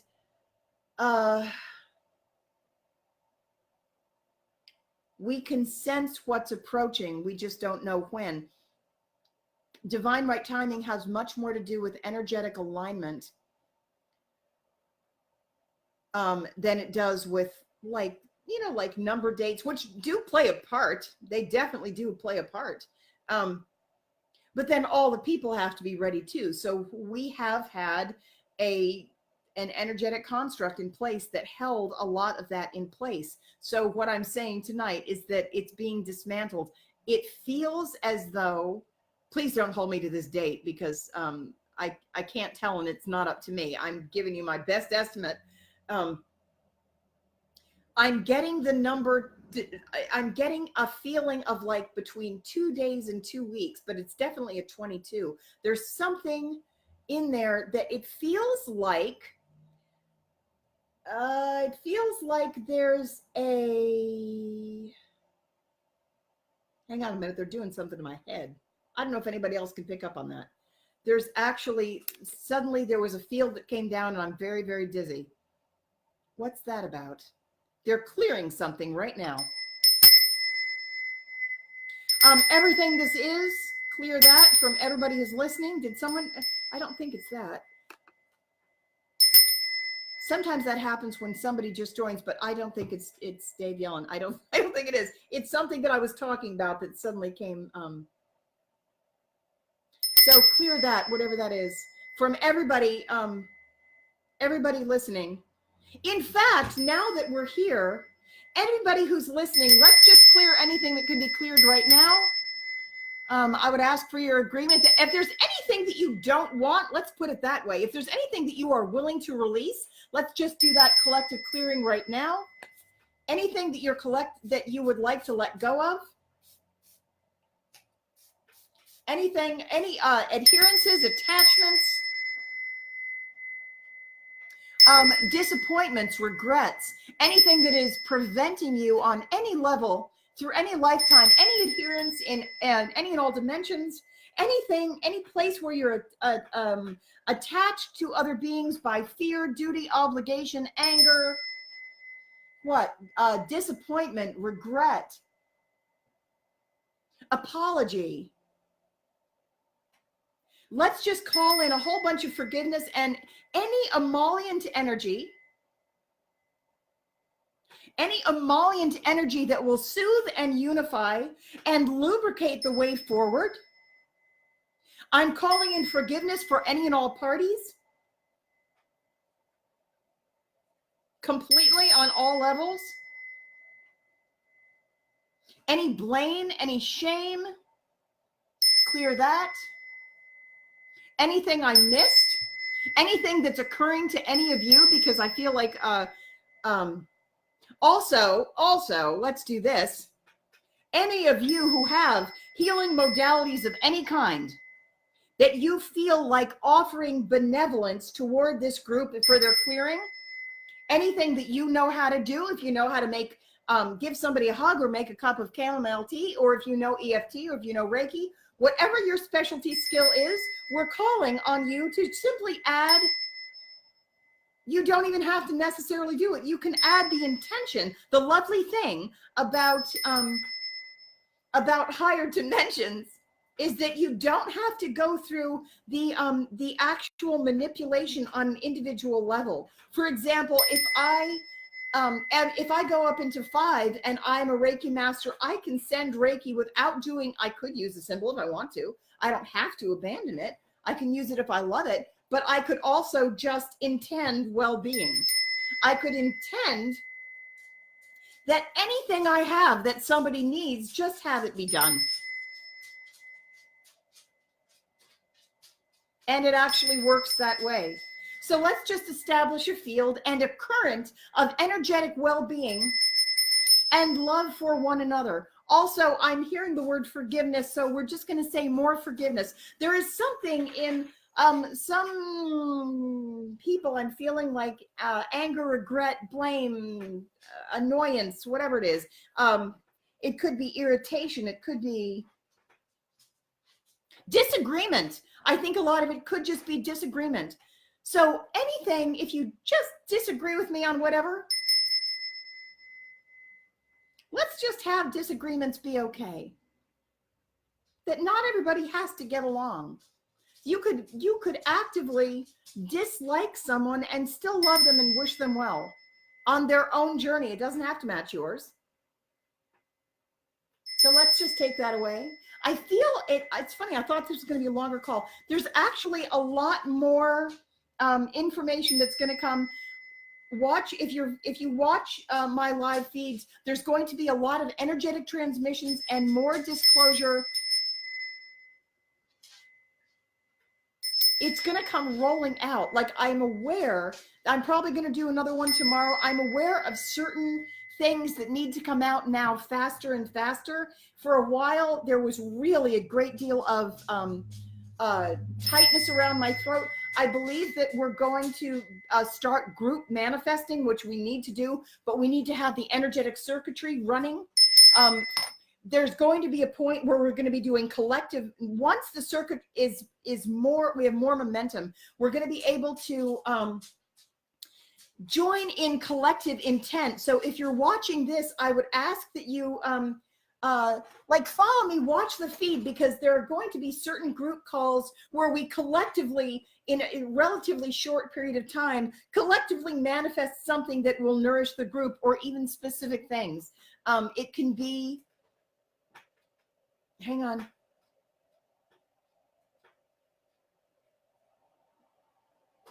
I can't tell exactly when this is coming. Well, it feels like,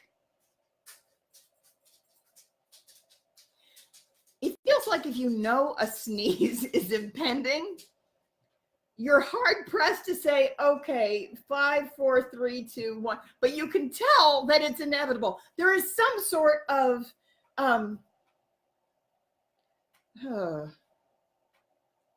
collective, there's like we have to build up a certain amount of momentum, which is what these calls are doing. And then at some point, there's going to be a collective visualization with an intention attached to it that's not like a meditation, because meditation isn't really something that I lead. You will notice my energy doesn't do that so much. I do like to rest, but I really kind of excel at jump starting. I'm good at starting basically jump start. So that's what we need to do. But you don't want to blast a whole ton of energy into a system that is not prepared, because you don't want it to be held by too few individuals. You really want it to be carried by a lot of individuals who can themselves run with it. You know, you have to be prepared to go. So I know that, let's just say that I'm going to do another one tomorrow. I don't know when. And I also don't know exactly when. I do know that there's information that they have already told me that I'm going to be talking a little bit about, and I don't think this conversation will be for everybody, but it's important. You might want to listen to it anyway, even if this doesn't necessarily apply to you. I'm going to be talking about miscarriages. There's a reason they want me to talk about it. We're going to be talking about the energetic quality. There's a certain kind of creativity that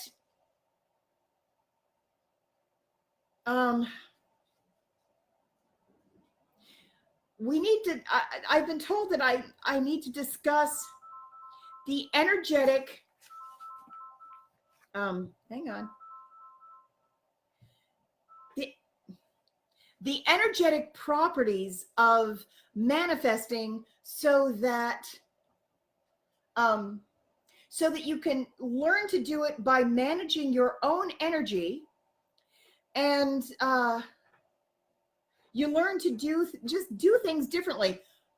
And I was told specifically, this is sad, I was told specifically to use the example of a particular miscarriage. We're going to be talking about miscarriages. There's a lot of parent-child separation.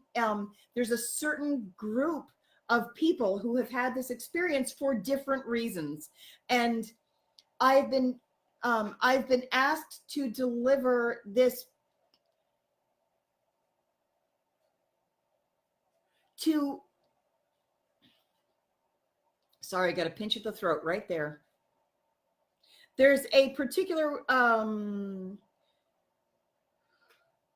body of information, and I actually don't know why specific. Okay, so okay, I do. They just told me.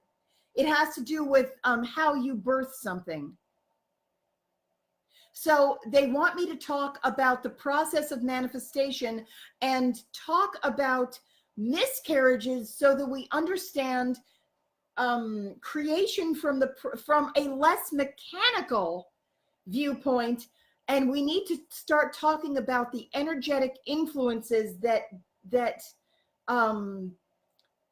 can influence a given manifestation towards success or failure. That's the way I want to say it. And that's why it's kind of tacked on to this conversation, because I just said that the energetic construct, that we tried to get it to work, but it is not viable, and it is essentially a miscarriage. We tried to create something. We tried to get all of these energies to function together, and we were unable to do it. So it is essentially an aborted creation. And they want me to use that as an example, because we're all stepping up into our next level of service, and many of us have been creators. I have a background as an artist. I've done a lot of writing now too. I had a lot of lifetimes in music as a composer. I was John Stanley.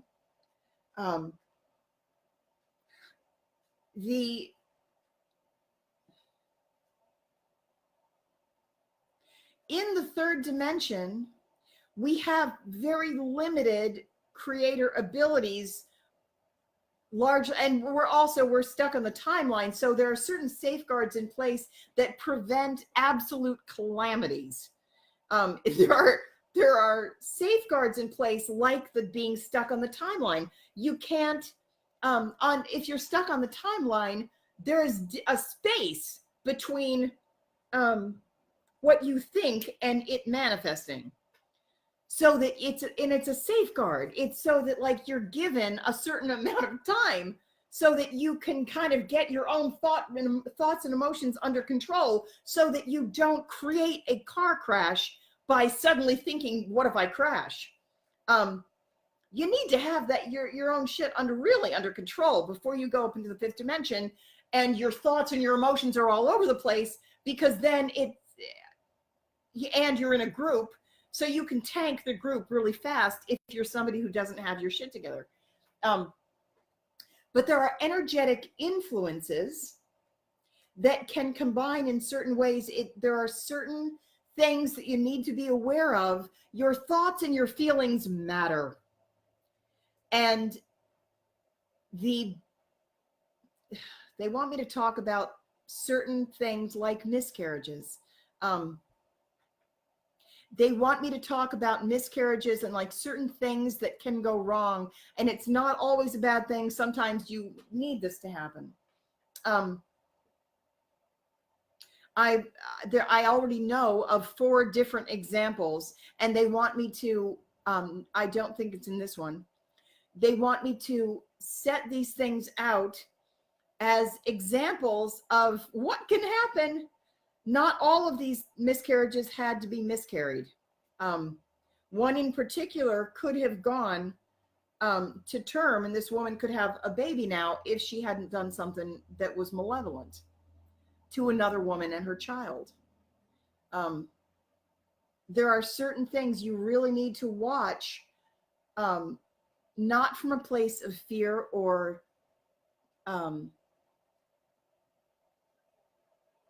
not from a place of fear or being guarded, but from a place of compassion and wise stewardship of others. So if, for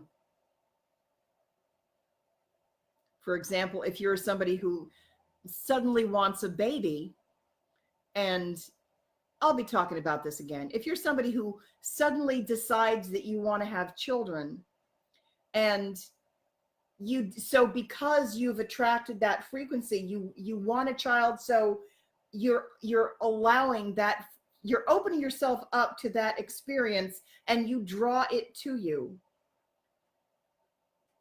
But then you decide from sheer malice and ill intent, deliberate ill intent, to try and separate another mother from their child.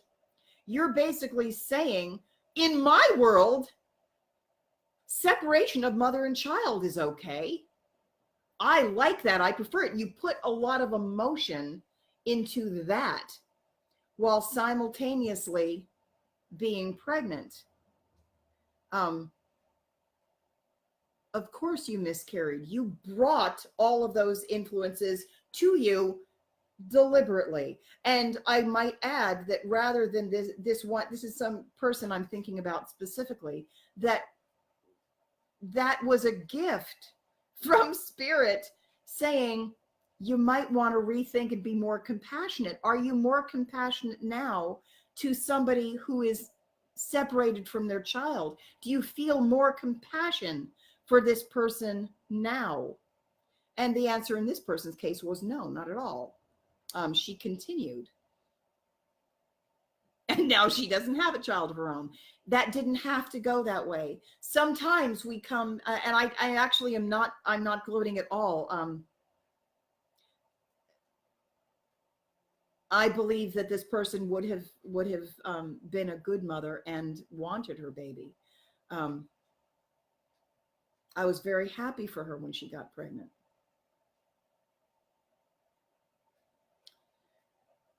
But there is a learning process, and we all go through it, and we all make mistakes.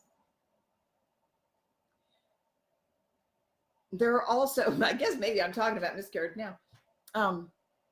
Miscarriages can happen for a huge variety of reasons. I had a miscarriage once before I was married. And I remember having a dream where I saw someone come down an escalator, and I thought, oh, there's my baby. And it was a girl, and she walked past me. And I was really confused. And I thought, wait a minute, I thought that was my baby. And it turns out that was my baby. She was passing me because I wasn't in a position at that time where we just, there are certain soul contracts that are looser than others, and they can be changed midlife. And I had said, I hope I'm not pregnant, because how can I care for a baby? I'm still in school. And so that was something she decided to pass me. So I guess I'm talking about miscarriage now. There are lots of ways this can happen, and reasons. Sometimes it's appropriate, and sometimes it doesn't necessarily have to happen. There are other, I guess I'm going to talk about that. I guess I'm going to talk about this. It has to do with the dismantling of the energetic construct. What they're saying to me, because I was basically the one who wanted to birth this thing the most. I really did. I made all the sacrifices. I really did make a tremendous number of sacrifices, and I have received nothing for it. Everybody else got fed, and I got nothing, but I did everything. It was very much an echo, a reiteration of the Joan lifetime, where it's like, man, other people made out like bandits off my labor, and I got completely screwed. And all the people who followed me, who also invested all of their energy, also were received nothing, or they really got the shit end of the stick. So do I know that, are we going up to 5? Yes, we are. Is there a totally different economic system? Yes, absolutely. And as a group, I'm taking my people and we're all leaving. Those of us who have done the vast majority of the work, and those who didn't do the majority of the work, or who gave it a really, really half-assed attempt and said, oh, I'm tired.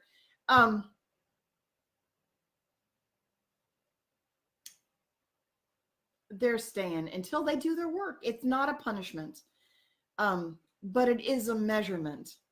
And all things are seen. All things are really seen. Deception is something that you can get away with in 3 temporarily. You think you get away with it. You don't really get away with anything. You can't con your own soul. Your higher self's job is to educate you. So it's not like I've heard some people say, oh, karma doesn't exist. All you have to do is forgive, and basically I forgive myself, so all I have to do is be happy and I ascend.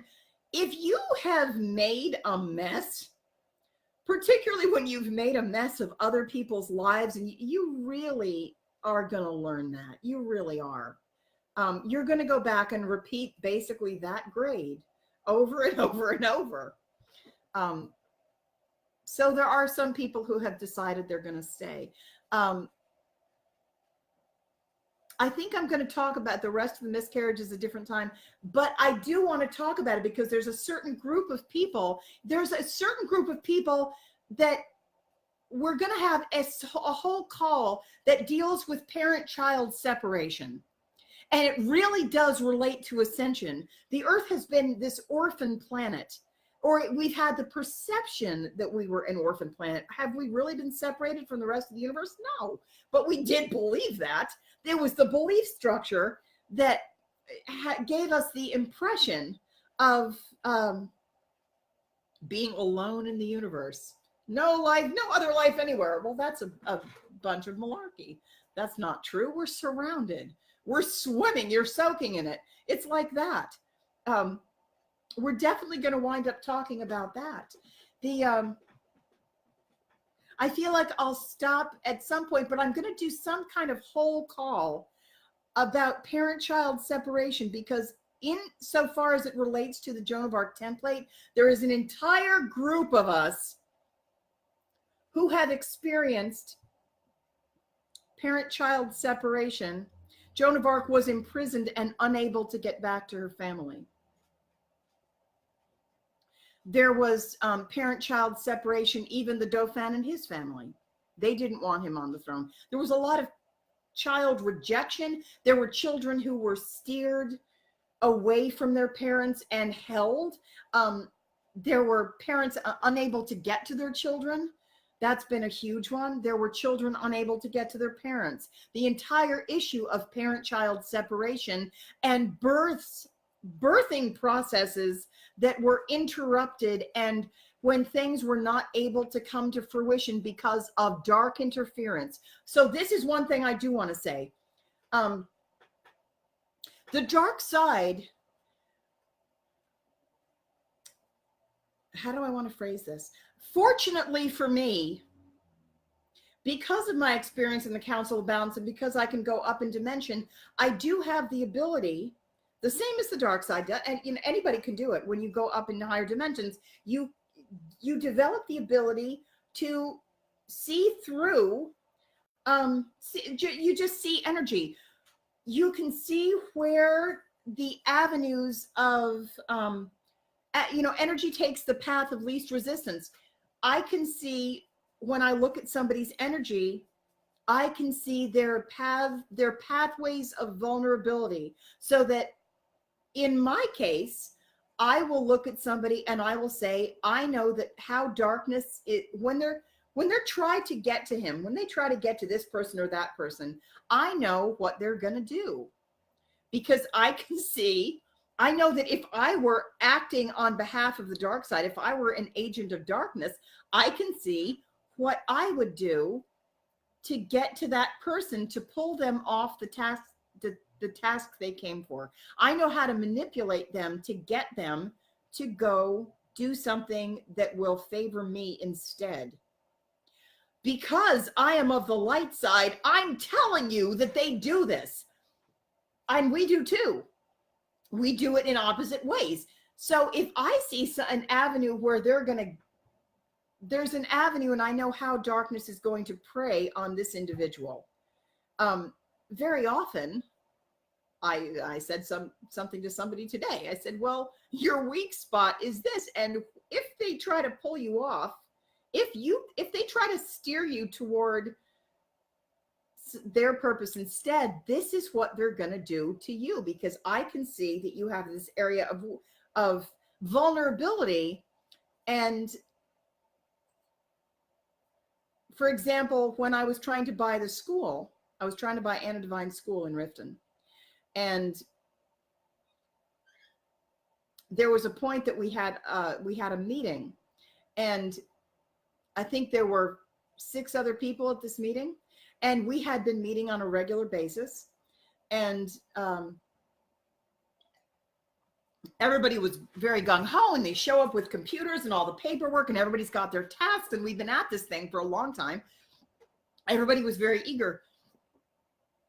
And there was one night when we all met at my house and everybody was sitting around doing their work and very, very excited.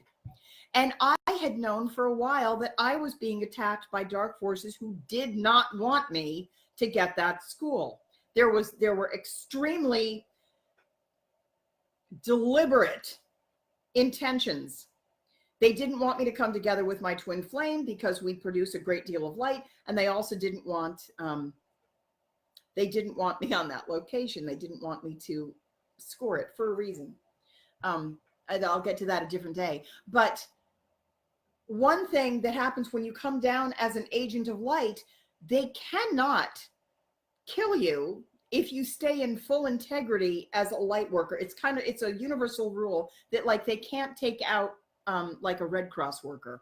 If you stay in 100% integrity, you can see why. If you're 100% light, you could be processing somebody else's darkness, but if you really stay in your own integrity, they won't have an avenue to get you. Does it mean I don't tip over sometimes? Of course not. I mean, I have weaknesses the same as everyone else, but my intention, very strong intention, is always to never let the darkness get past half.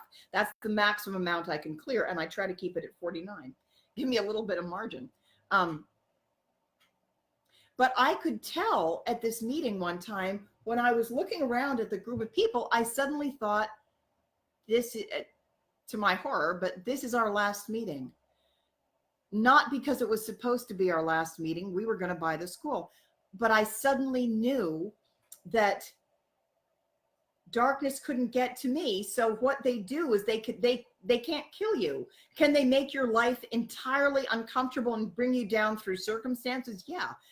They can make you want to kill yourself. That's for sure. They will try to manipulate your head. They will try to get other people to tell you things. They will attack the people around you. They will attack your coworkers. They will try to, and you're going to get hit with more dark attack as soon as you really mobilize to your own advancement in the light. That's when they have much more of an incentive to take you down. It's like when you and your twin, if you're a twin flame, if you and your twin really start to come together and get to work on mission, you can kind of anticipate that you're going to be hit with more resistance because get more attack because you're more of a threat to the dark side then. So you kind of know that that's going to happen. But I remember looking at the group of people, and even though there was nothing on the outside that said these people weren't going to come back, I suddenly knew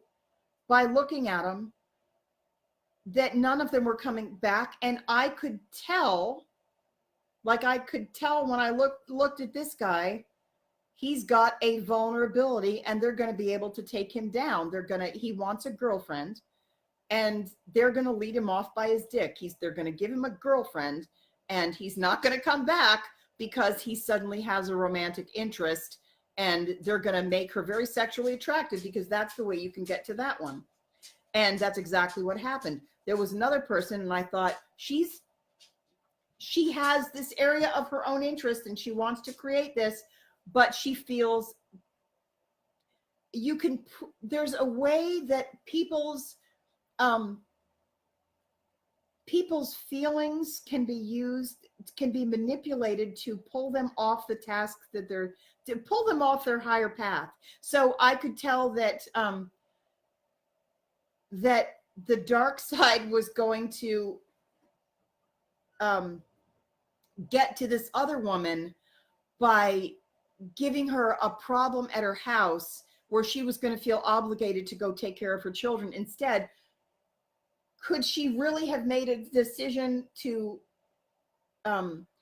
stay with her own area of interest? Yes. So they're going to tweak her guilt. They're going to do something with her family that says, well, a good mother would stay at home. And they're going to do something with her kid that calls her attention away because she's weighted much more toward family obligations. So they're going to prey on her guilt and make her feel ashamed for being a bad mother.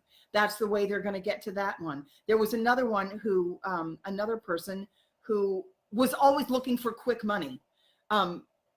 They're going to lure that person off by dangling a get rich quick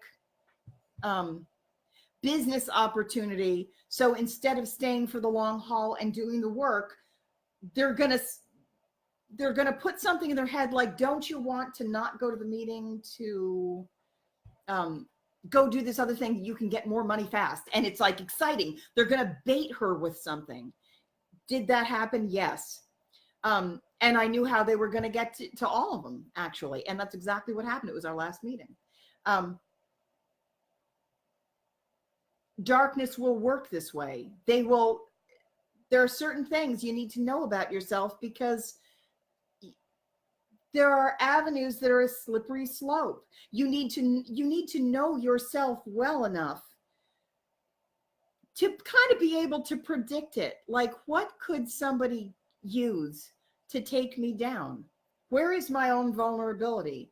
And how can I counteract it? And have a plan. Is there a way to fortify myself? Do I have some person that I can talk to about this specific thing that can really assist me in going higher, and acting in my own interest? And I don't know, sometimes things are deceptive too. I get that. But these are important things to know about, because we're stepping up into a new level of creatorship where the path, where we're asked to create our own path. So what that means is you step off into terrain where there is no path. You have to make a choice moment to moment. And it's appropriate to look to other way showers. Like, what do you see over there? What do you see over there? And also get constant feedback without necessarily becoming a follower. But it's appropriate to get feedback. And if somebody is walking in a certain direction, you definitely want to know, like, there's a thorn bush over there. It's a good idea to trade information about how you fucked up too. I actually think it's one of the best steering tools imaginable. And that in the third dimension, we've been conditioned to put ourselves into these facades and like Instagram posts where we're always smiling, we always wear makeup, and we never have bad hair, we never make mistakes, and we always pose like this, and we all have waistlines, and that's a bunch of crap. What you really need to do is learn how to embrace the entire journey and communicate with one another, so that, like, that's one of the reasons that I know that I'm in this position, because one thing for the most part, I'm really not afraid to just tell people how badly I have fucked up and how it went.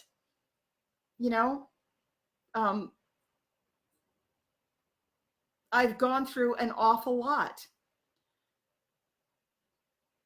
And I don't mind telling you all about it. And I will cry on camera till snot runs out my nose. And I was talking with Sarah Adams about that the other day. She said, do you think people are going to think less of me because I cleared on camera? Sometimes when you're clearing heavily, man, it is like a birthing process. But there's certainly, like, it's a beautiful event. Like, birth is it's a thing of beauty, but it ain't pretty. It's during heavy duty clearing. Sometimes I remember sessions with Kate Angelia Loy, where I was clearing for about a year and a half. I went to see Kate Loy on a regular basis. And for those of you who need really, really phenomenal sessions, very high vibrational tweaking work for energy bodies that are complicated. Like, I had complex issues, and I was just clearing massive quantities of energy, darkness, and clearing that was ugly. It was a horrendous process. And some of you who do transmuting work on a large level know that, you burp, you cry, you belch. anything is just, it's just clearing out of you. I remember one time where she and I both were clearing so hard. It was when I was going through some of the worst of the early clearing of the Joan of Arc stuff. And it was so dense and so dark, and clearing genocides. And it was attached to the like earth portals. And it was so much of it. Some of the noises that came out of that room. I remember one time she was clearing so much, I thought she was going to vomit. And I remember when she stood up and she's like, I thought I was going to throw up and pass out. And I was like, me too. I thought you were too. But it's all good. But it's a lot like childbirth. You sometimes it takes screaming and crying and, and there's like a certain amount of writhing that goes on sometimes. And of course you're going to look like an absolute lunatic, but sometimes that's just what it takes. Sometimes that's just what it takes. And who the hell cares what it looks like? Is the work getting done? The package matters a lot less, for real. And it can be pretty too. I'm not saying you have to live in something ugly, but there are certain things that need to be real and raw to be fully experienced. Childbirth is one of them. And this is a birthing process that we're going through, which is why I think I don't want to say it's the next call, because I've learned that every single time I try to pin down a thing on the timeline, I'm just wrong. I think that like I can still make an appointment. If you make an appointment for me, with me, like this morning, I had an appointment with somebody from Australia, and because there's like a 15-hour time difference, it was the next day for her at 10:30 at night, but it was 7:30 in the morning for me. That's neat. So I set an alarm and I can still get the appointment. But I've noticed that for these live streams, it seems like it builds to a head. It's kind of like timing vomit. Like I'm feeling kind of nauseous all day. I feel like something definitely wants to be spoken. There's something churning. But I also know that I'm never entirely, I'm never like remotely. I can kind of sense what's coming, but the way that my disclosure seems to work is that I don't pick and choose what comes out. It's a little bit like vomit. Like some people have said, well, can't you stay on topic? And I feel like that's a little bit like saying, just vomit the peas. The people only want the peas. And that way they can find the topic on YouTube. Well, I don't know how to vomit just the peas. It's like whatever wants to come out is going to come out. So the best thing, the best thing to do, I think, maybe this will work, maybe it won't, we'll test it, is to say, actually, I was going to say, ask for just the topics you need, but maybe that might even be trying to control it a little bit too much. It might be a better idea to leave it as loose as possible and say to your own spirit guides, that would be even better. Say to your own spirit guides, let the info, if I'm supposed to hear anything from this lady, lead me to it, have it fall in my lap. Make sure I don't miss any of the important information that relates to me. I think that's probably the best way to do it. And that way it's less about me controlling, deciding what you're going to get. It's basically, it's a smorgasbord and you pick. It's free range information. And all I do is spill it all out. And then you can kind of learn to navigate and sniff around to see what you like, what you don't like. And it's really just none of my business. I like less control. I think less is more. Okay. It's interesting. The last live stream, say I lost a snake and he went under the stove.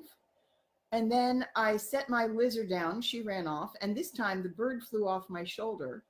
So I feel like I'm just going to make a mental note of that because I think somehow it is significant. And I wonder if it has anything to do with Disney princesses being dismantled from their counterparts. I think it probably does. There's a lot of Disney information that's going to come out. I haven't yet figured out how to do it. I am being told that there's a way to do it.